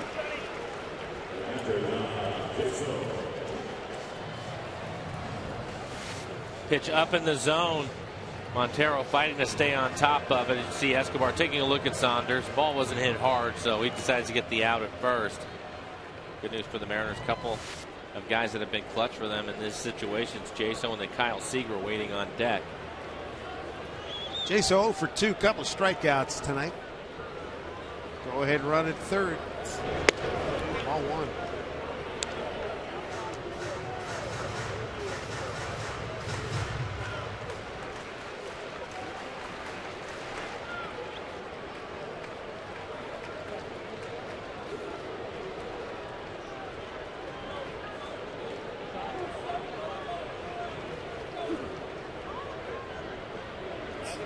Jaso, line drive, center field, base hit. It's an RBI for Jaso and the Mariners. Take a 4-3 lead as Saunders scores. Nicely done as Jaso picks up RBI number 31.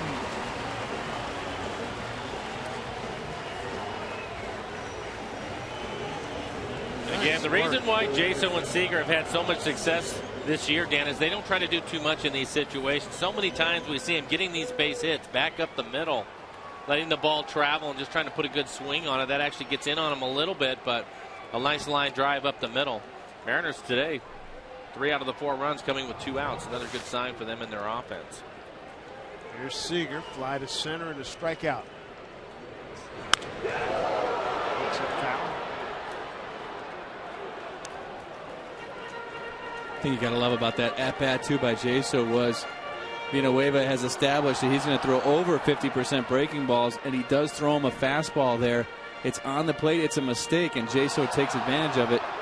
And when you're seeing a guy that's throwing a lot of breaking balls, when you do get a fastball that's a mistake, you've got to take advantage of it, and that's what Jaso did for the RBI. 5th hitter here in the inning for the Mariners. 0-1 to Seager. Next safe is Jason. Take a look. Sorry, Dave. I was just going to say this offense has been clicking big time here, man. Yeah, you take a look at it, what they've done in their last 6 games over their winning streak, but then over 16 games. That was what I was talking about, Dan. 257, but almost 5 runs a game. Team ERA, they continue to pitch well and play good defense, and that's been the difference in their winning ways. Seager into the gap. That'll get down. Jaso to second, and they'll hold him there. First and third with 2 outs. Mariners lead 4-3, looking for more. Kyle Seager and Jaso coming up with a couple of big 2-out knocks. This looks like a fastball again. Our McDonald's Super Mode. You see the swing of Kyle. Such a simple swing. Does a great job keeping his head right there in the strike zone. Doesn't pull off of the ball at all and hits a line drive into the gap. Jason will move around to third. Kyle continued to hit well on this homestand. Interesting to me, Mike. Both those guys, John Jaso and Kyle Seager, have been so effective with runners in scoring position, driving in runs. And there's the reason why. Both those guys got a very similar pitch and did the exact same thing with it. Jaso right up the middle. Kyle Seager the same thing. That one got over to the gap a little bit more. But like you're mentioning, they're not trying to do too much with that ball. They're just laying it out there. When they get the mistake, they're taking advantage of it. And some good hitting right there. That's fun to watch. How about Kyle Seager? He's got a dozen hits on this homestand. That's the most in the ball club. And he had been probably struggling more than the rest of them at home. Yeah. So that's a good sign for the Mariners again with the way that he's been swinging here on this homestand. Hopefully that'll continue throughout the second half of the season. Casper Wells wants to get in on this party. Chris Chambliss, a hitting coach, will be a happy guy watching this stuff. Wells 0 for 2.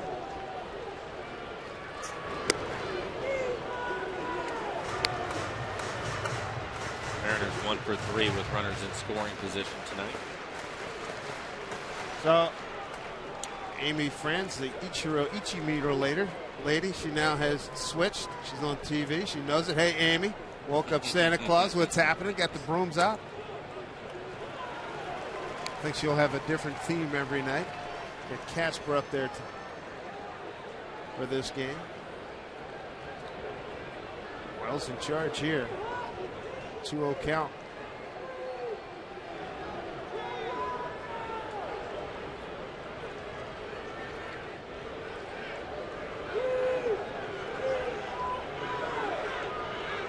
To Wells.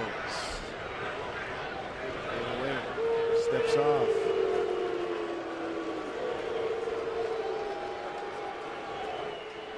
John Farrell's ball club led 1-0, 2-0, 3-1, and now trailing 4-3.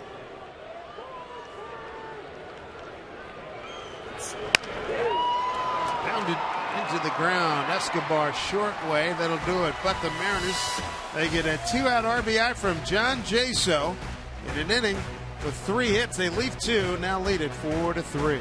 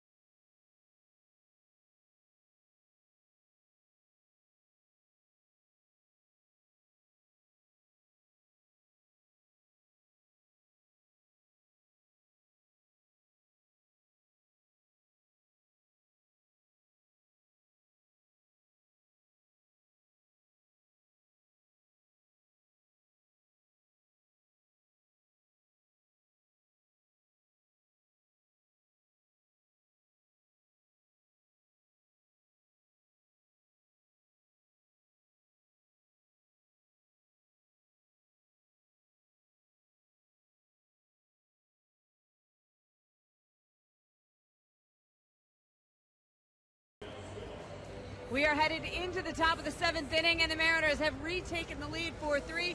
Hi, everybody. Angie Mantake here at the Ford Sports Desk. Meantime, the Pirates notched 17 wins for the month of July. They tried to start August in a similar fashion. We look in on them.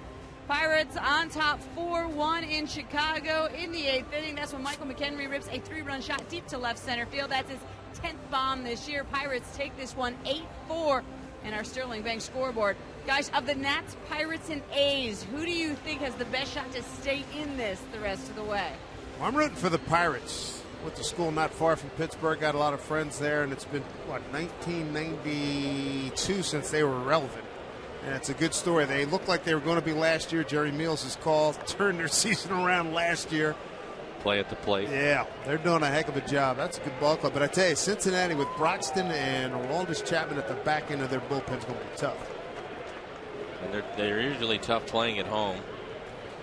They don't have Votto, though. Yeah. Strike one to Yunel Escobar. Yeah, that's a big loss for Cincinnati. The Reds right now lead the Central. Escobar 0 for 2, ground out to Papa. Blake Bevan with the lead now. Quickly ahead of Escobar, 0-2. David Cooper and Rajai Davis to follow. Next pitch will be 70 for Blake, so he's still in great shape with his pitch count.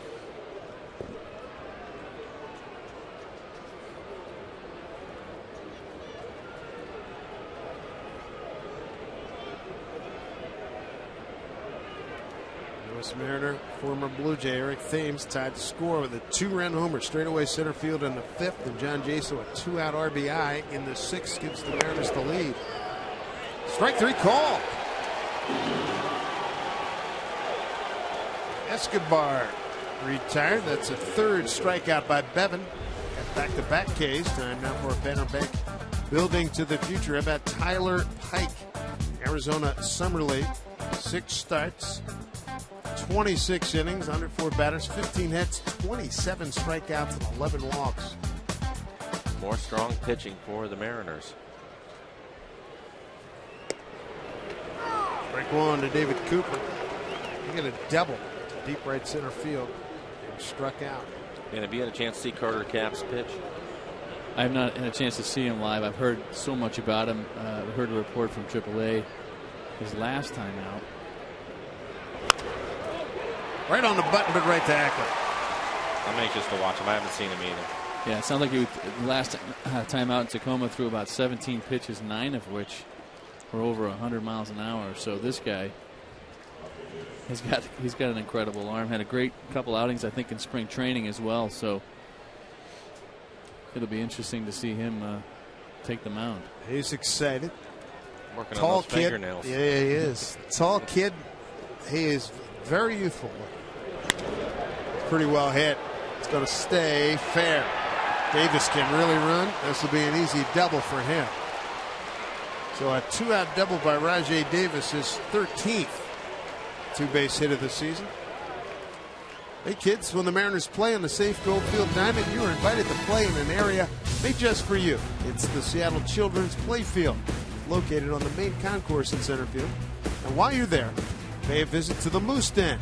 You're going to get your picture taken. The Mariners MVP, the Mariner Moose. So we will see you out there. They are wired. Taking in a baseball game, hoping to, he's practicing his scoop. I like it. It's all right. They'll be asleep before they get out of the parking lot. You usually have to get that cotton candy rolling early in the contest. Mathis looks at a breaking ball for strike.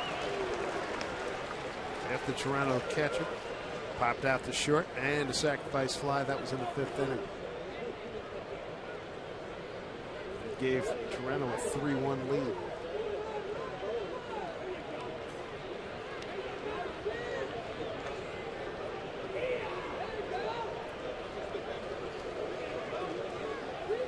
Stephen Pryor starting to get loose in the Mariners bullpen. 74 pitches for Blake. Again, a lot of strikes. 58 strikes to just 16 balls. Lucas Lifke joining Pryor. Bullpen has been outstanding. Got no one count here to Mathis. Breaking ball popped up, playable. Parks got it. Bevan's out of the inning. Well done.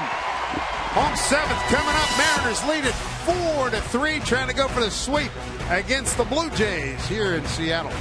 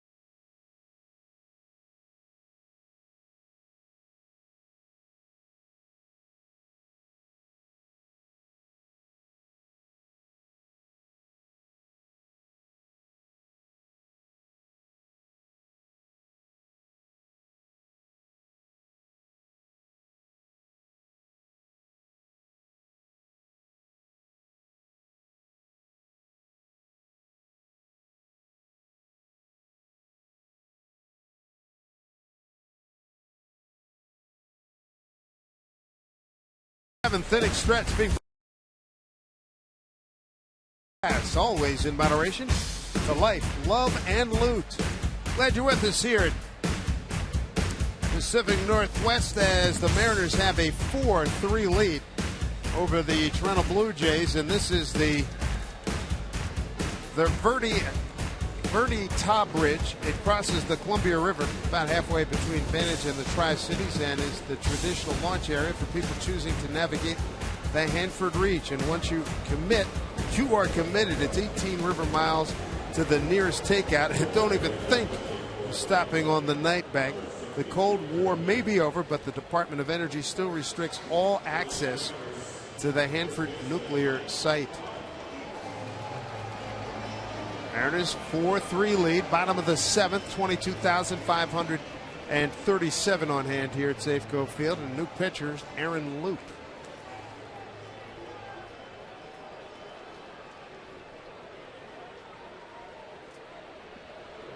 Mike Carp, bottom third of the order for the Mariners. Strike one to Mike. Single to center last time up and scored a run. He's 1 for 2.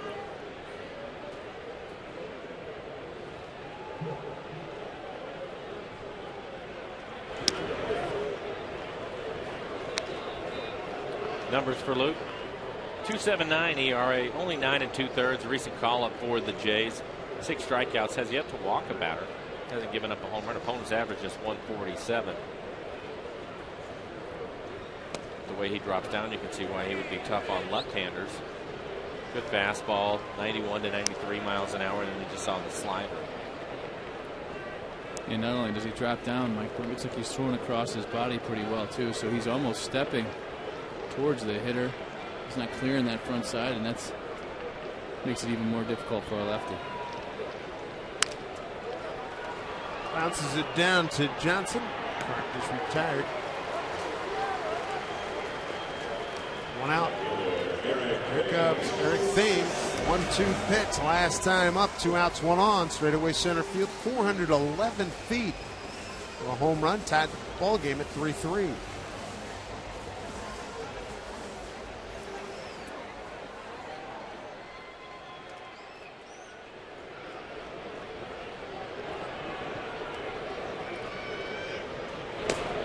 Ball 1. Here's a look at the home run. It's on a slow curveball. See, it goes over the bushes out there. That's a long way. 411 feet, and it was skied out that way. Strong man. Shift over now. They got Escobar on the second base side against James. Pulls this one, bounces it past Mike Brumley.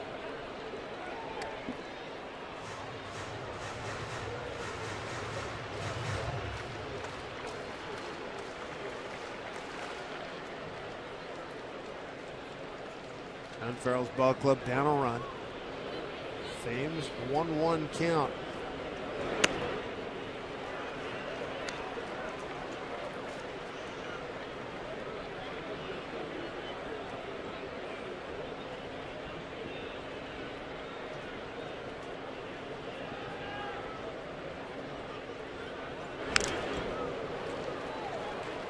Two and two. Takes a good pass at it, doesn't he? Yeah, he saw that one pretty well. Took a good hack at that one.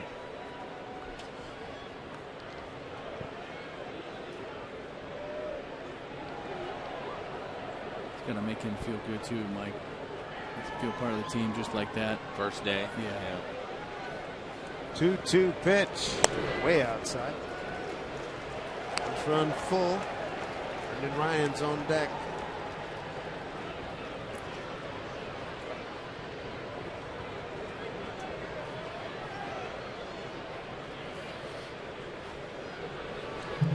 Two pitch.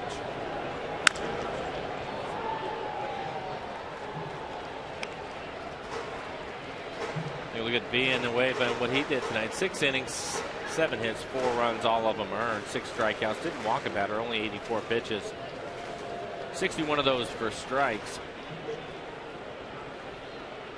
Took the Mariners a little while, but eventually they were able to get to him. 3-2. Doing a good job hanging in. And as we mentioned, with being away, those about 60% of those 84 pitches were breaking balls. Really used his off speed effectively. 3-2 pitch again to Thames.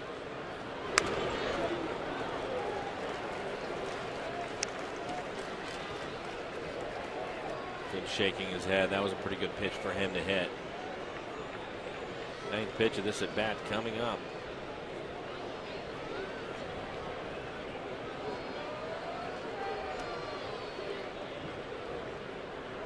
3-2.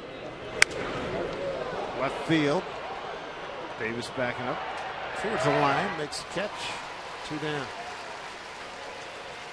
2 outs here in the Mariners' 7th, Wednesday, August 15th. Get the brown bag lunch and head to Safeco Field for a hot dog with mustard. Mariners will be taking on the Tampa Bay Rays. It's a U.S. Bank Mariners matinee. Special start time 12:40, so get your tickets. 9-inning long lunch. Sounds good, doesn't it? Mariners.com. Brendan Ryan is going to be the hitter with 2 outs, nobody on. He struck out twice tonight.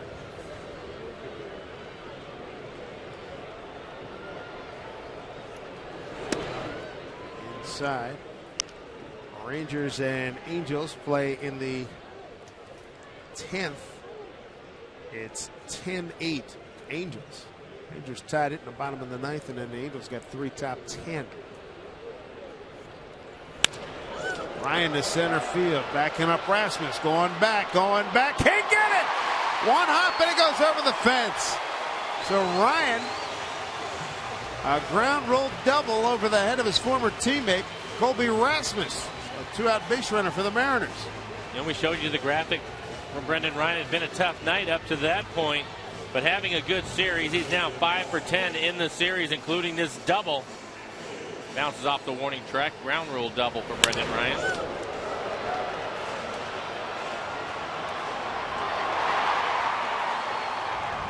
Ryan's 15th double of the season.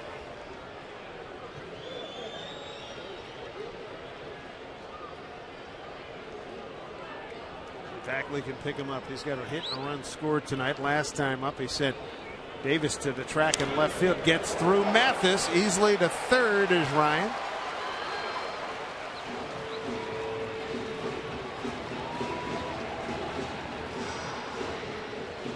So pass ball against Jeff Mathis.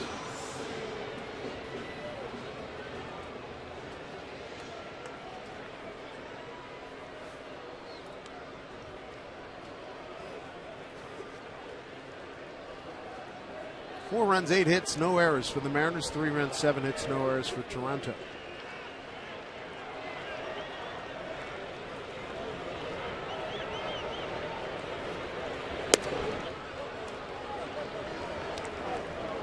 Brad Lincoln getting loose in the pen.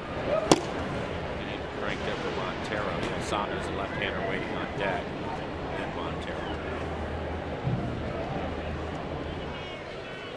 2-0 count. With 3 in them. They're the Ackley boys. They had the keys to the game, and I saw them at the social media outing that we had before the game with Charlie Furbush, Lucas Litke, Shannon Dreher down in the Ellis Pavilion. 3-0. There's a strike.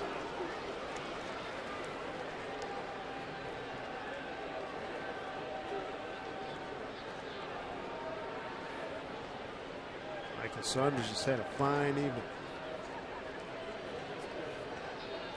3-1. Back with a strike, so counts even. 2 outs, runner at third.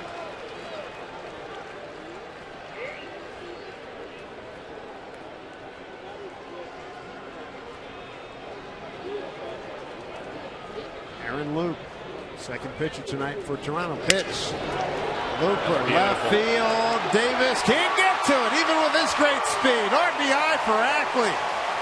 Picks up an RBI, his 32nd. It's his second hit of the night, and the Mariners lead now is 5-3.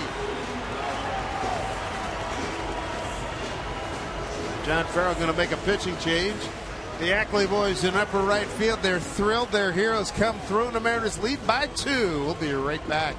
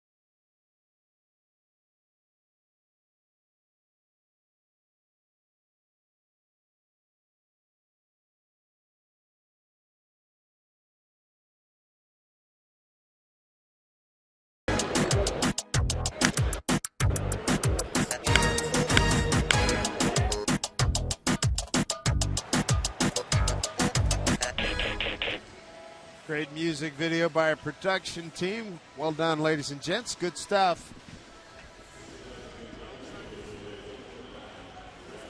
Tom Simons, great job. 5-3. Mariners in charge right now. Dustin Ackley picking up an RBI. His second hit tonight. Here's Michael Saunders. Last 2 times up. Single to right, double to deep right center field. 2 for 3 evening. New pitchers, Brad Lincoln.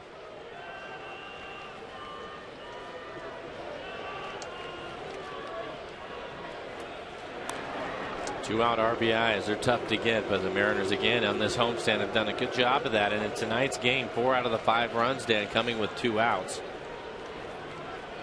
Such a huge lift to your club, and it deflates the other team.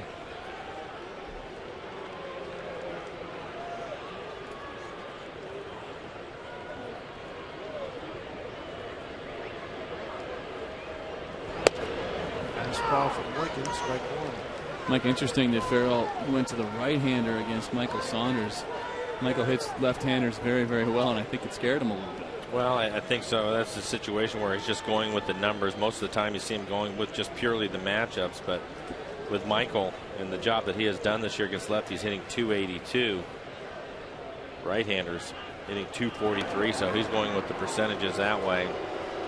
40-point difference. You can understand it. John Farrell making the move. Here's the Lincoln profile. 47 2/3 of an inning for him. 29 strikeouts, 16 walks. Opponent's average 286. High ERA at a 4.72. Off the fist.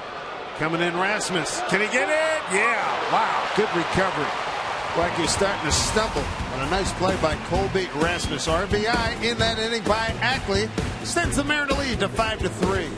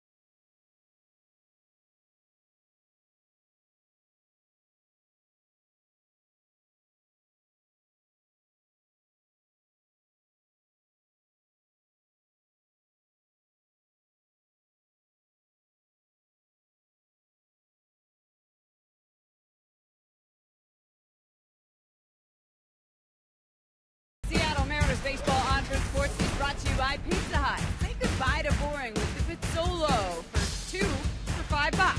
Only at Pizza Hut. Make it great.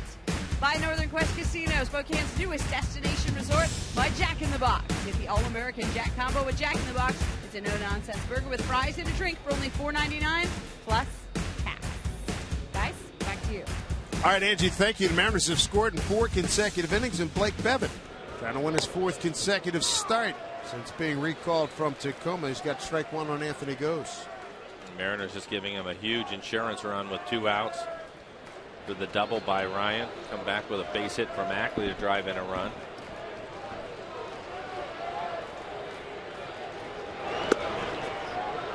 On attempt by Gose, a strike 0-2.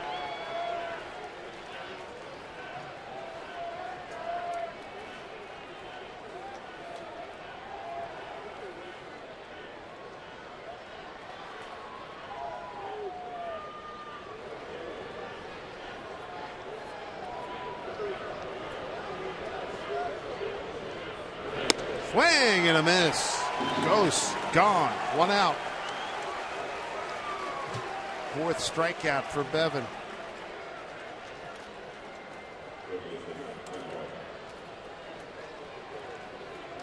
Blake doing a nice job, Mike, using that upper part of the strike zone with that fastball on Gose. It's a pitch he likes to use, and we talked about it earlier, but that's got the punch out right there. That's a tough pitch, I think, for inexperienced pitchers to learn. It's probably one of the latter ones to where they can throw it to get a swing on. A lot of times you see them, they throw it way too high where it doesn't mean anything, but to throw it in an area where you can get a swing and a miss is pretty good. Brent Laurie. Fly to right, pop to third, pop to right.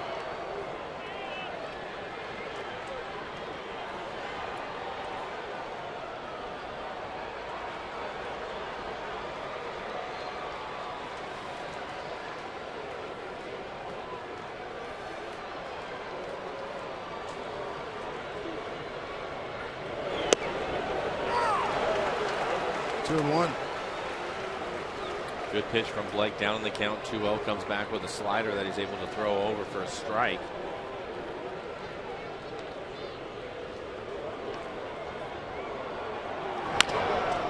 Ryan charging.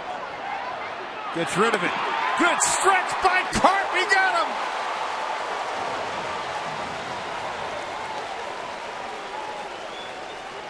Another big-time play by Brendan Ryan, the Mariners shortstop. Yeah, he has a lot of fun playing defense, and it's because he can make plays like this. Gets rid of it quickly, and then the stretch by Carp over at first, getting out there, help him out. Defensive play, but it looks like that will be it for Blake. Blake, 82 pitches, 64 strikes, and they're going to the pen. Really good performance by Blake Bevan. Offense helped him up when he was behind. It's a 5-3 score as he leads to big applause here at Safeco Field.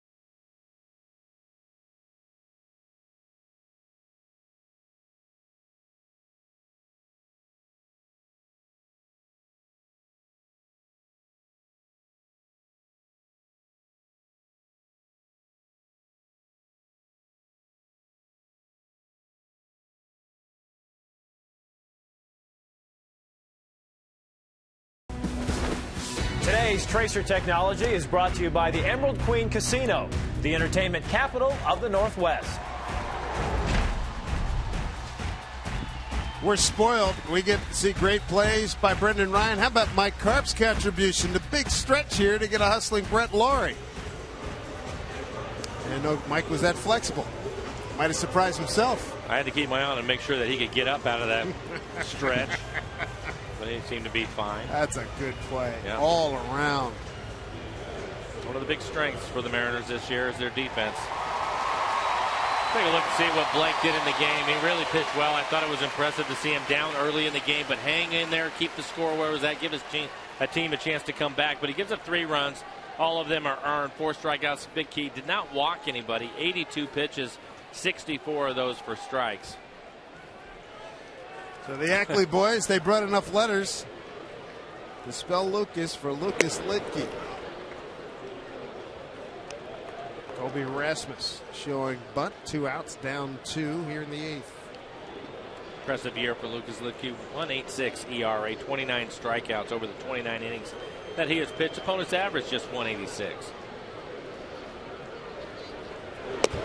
Offers the bunt again.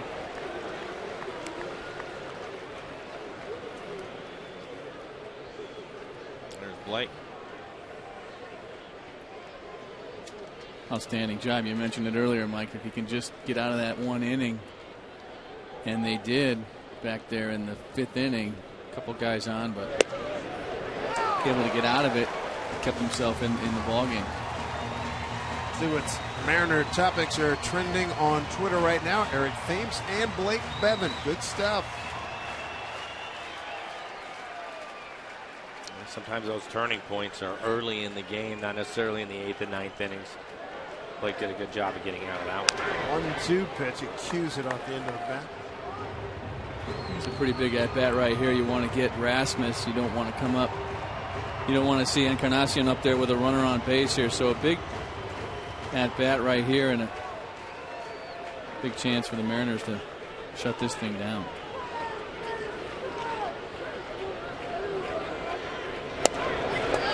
Strike 3 call. Rasmus, he knew it. Walks away. Lucas Litke gets it done again. This Mariner bullpen is special. 5-3 Seattle as we go to the home 8.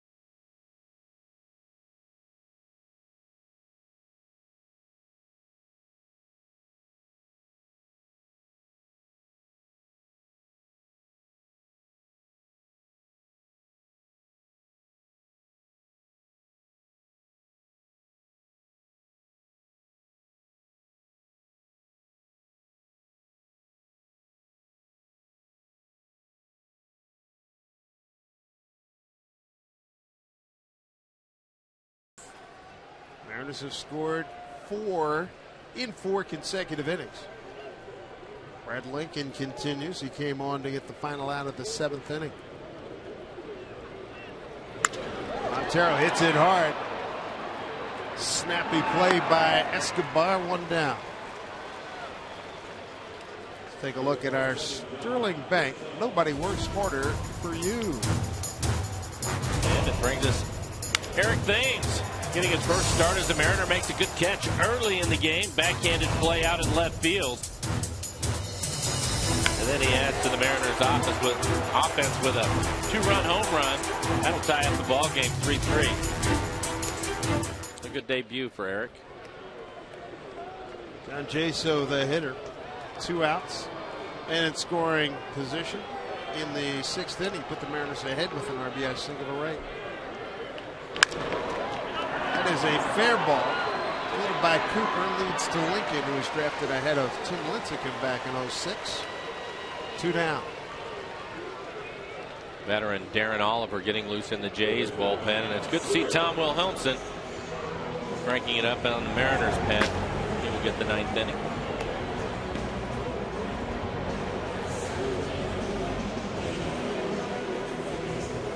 Kyle Seager, 1 for 3 tonight.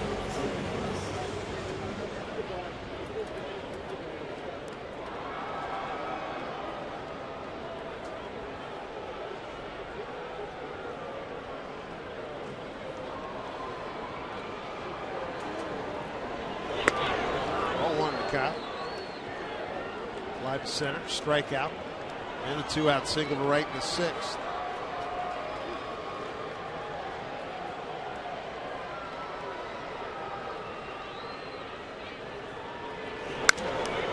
Popped up. Laurie's going to take a look. Going to come back to him. It looked like it fooled him, and he makes the catch. That's a heck of a play. Like he gave up on it, and it's wait a minute, it's coming back.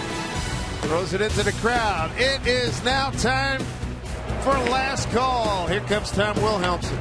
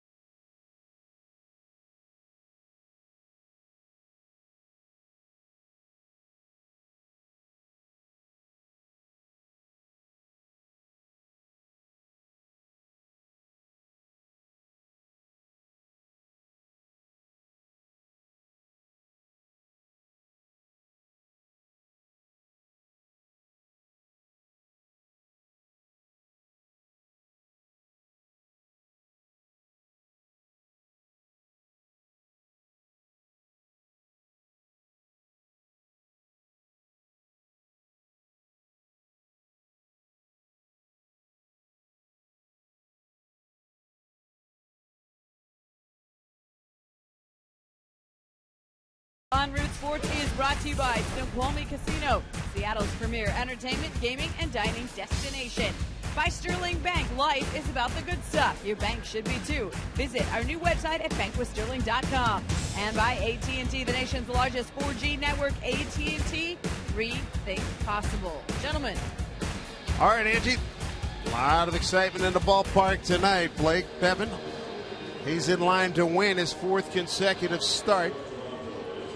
And the Mariners trying to go back-to-back sweeps. Eric Thames in his Mariner debut tied it up with a 2-run homer in the 5th inning. John Jaso put him ahead in the 6th. And now the bartender for last call.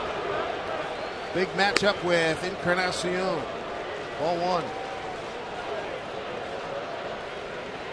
Numbers for Tom Wilhelmsen, 2.5 ERA, 64 strikeouts over 53 and 2/3 inning. Good heat there, boy. Overpowering fastball. That last fastball at 98 miles an hour, one of the best curveballs in the American League. And he also has a changeup that he likes to use against the left-handers.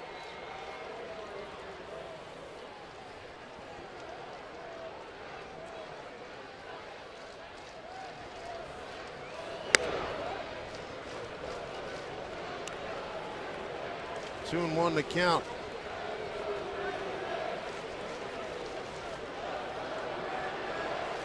Out of 16 opportunities for Tom Wilhelmsen.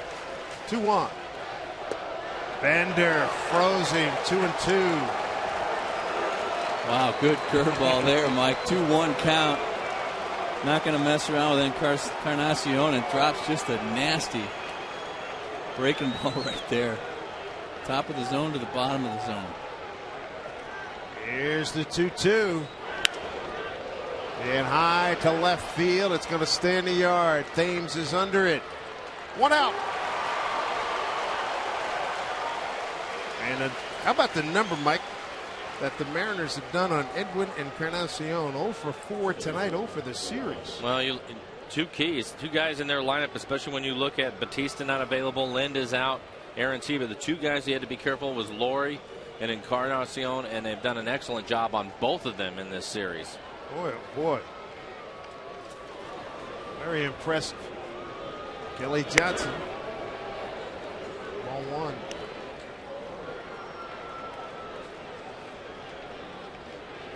What an 0 for 11 on Encarnacion. Almost hitting.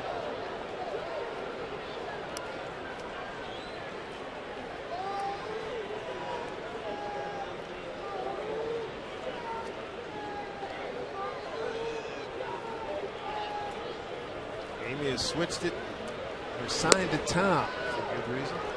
It's now behind 3-0 to Kelly Johnson.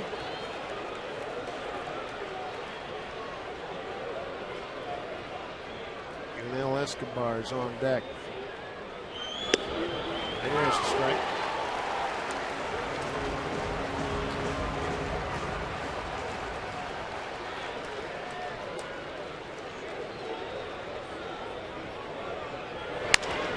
Ground ball. Ackley had him played perfectly. 2 down.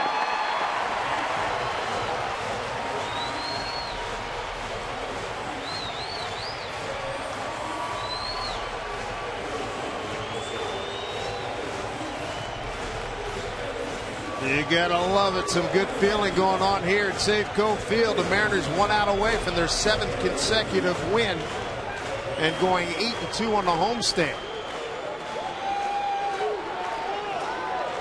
The hitter's Yunel Escobar, 0 for 3. First pitch from Wilhelmsen. This ball rides inside for ball 1. Yunel is grounded out to short, popped to second, and struck out looking.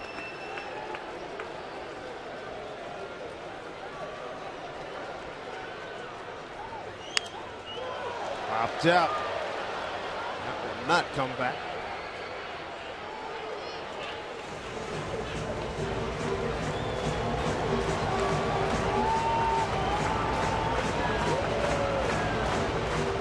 Got the brooms out.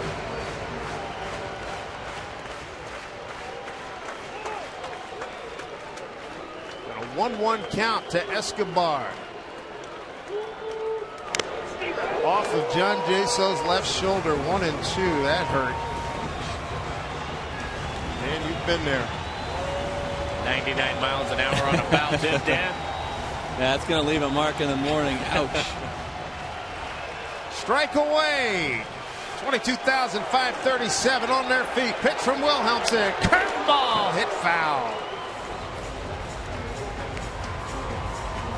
Another nasty curveball there that Escobar just got a piece of, but that was just a nasty breaker. That one broke down out of the strike zone. A 1-2 pitch from Wilhelmsen. Fastball, that one fouled back. Thomas throwing hard. Back-to-back fastballs at 99 miles an hour.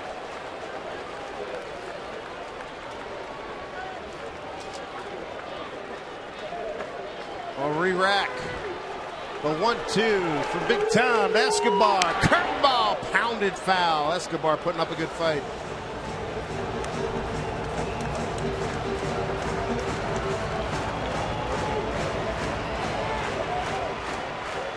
Mariners came from behind to go up 5-3 and a strike away from ending it. Pitch from Wilhelmsen. Curveball in the dirt. 2-2.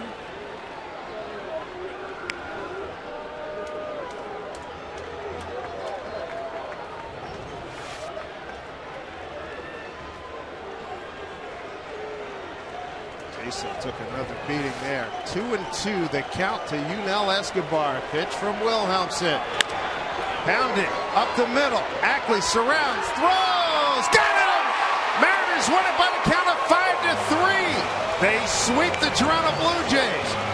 It's their 7th consecutive win. They go 8-2 in the homestand. And for the first time since late June in 07, they go back-to-back 3-game sweeps at home. They did it against Boston. They did it against the Blue Jays then. What a run here by the Mariners. Well, you're hoping to see progress with all these young players that the Mariners have, and we are starting to see that now, playing well at home. They're pitching again, a strength for them all year long. We saw some great defense, too, tonight, Dan. A lot of plays in betweeners for the infielders that they were able to handle cleanly. And then Eric Thames coming out party here at home. It was kind of nice little catch early, and then he hits the home run to tie the game up. Yeah, it's got to feel really good for Eric to come to Seattle and do some damage against his former club. But you're right, Mike. Pitching and defense has been there all year long. And then getting the big hits tonight. The 2-run homer by Thames to tie it up. And then the big clutch hit by Jaso to put him ahead. And when you can put good hitting, we can get good pitching, good defense, and some clutch hitting, you're going to win a lot of ball games, and that's what the Mariners have done. Tell you what, the mood on that flight going east tomorrow is going to be outstanding. They got some big games coming up, but they can reflect on this stretch here going 8-2.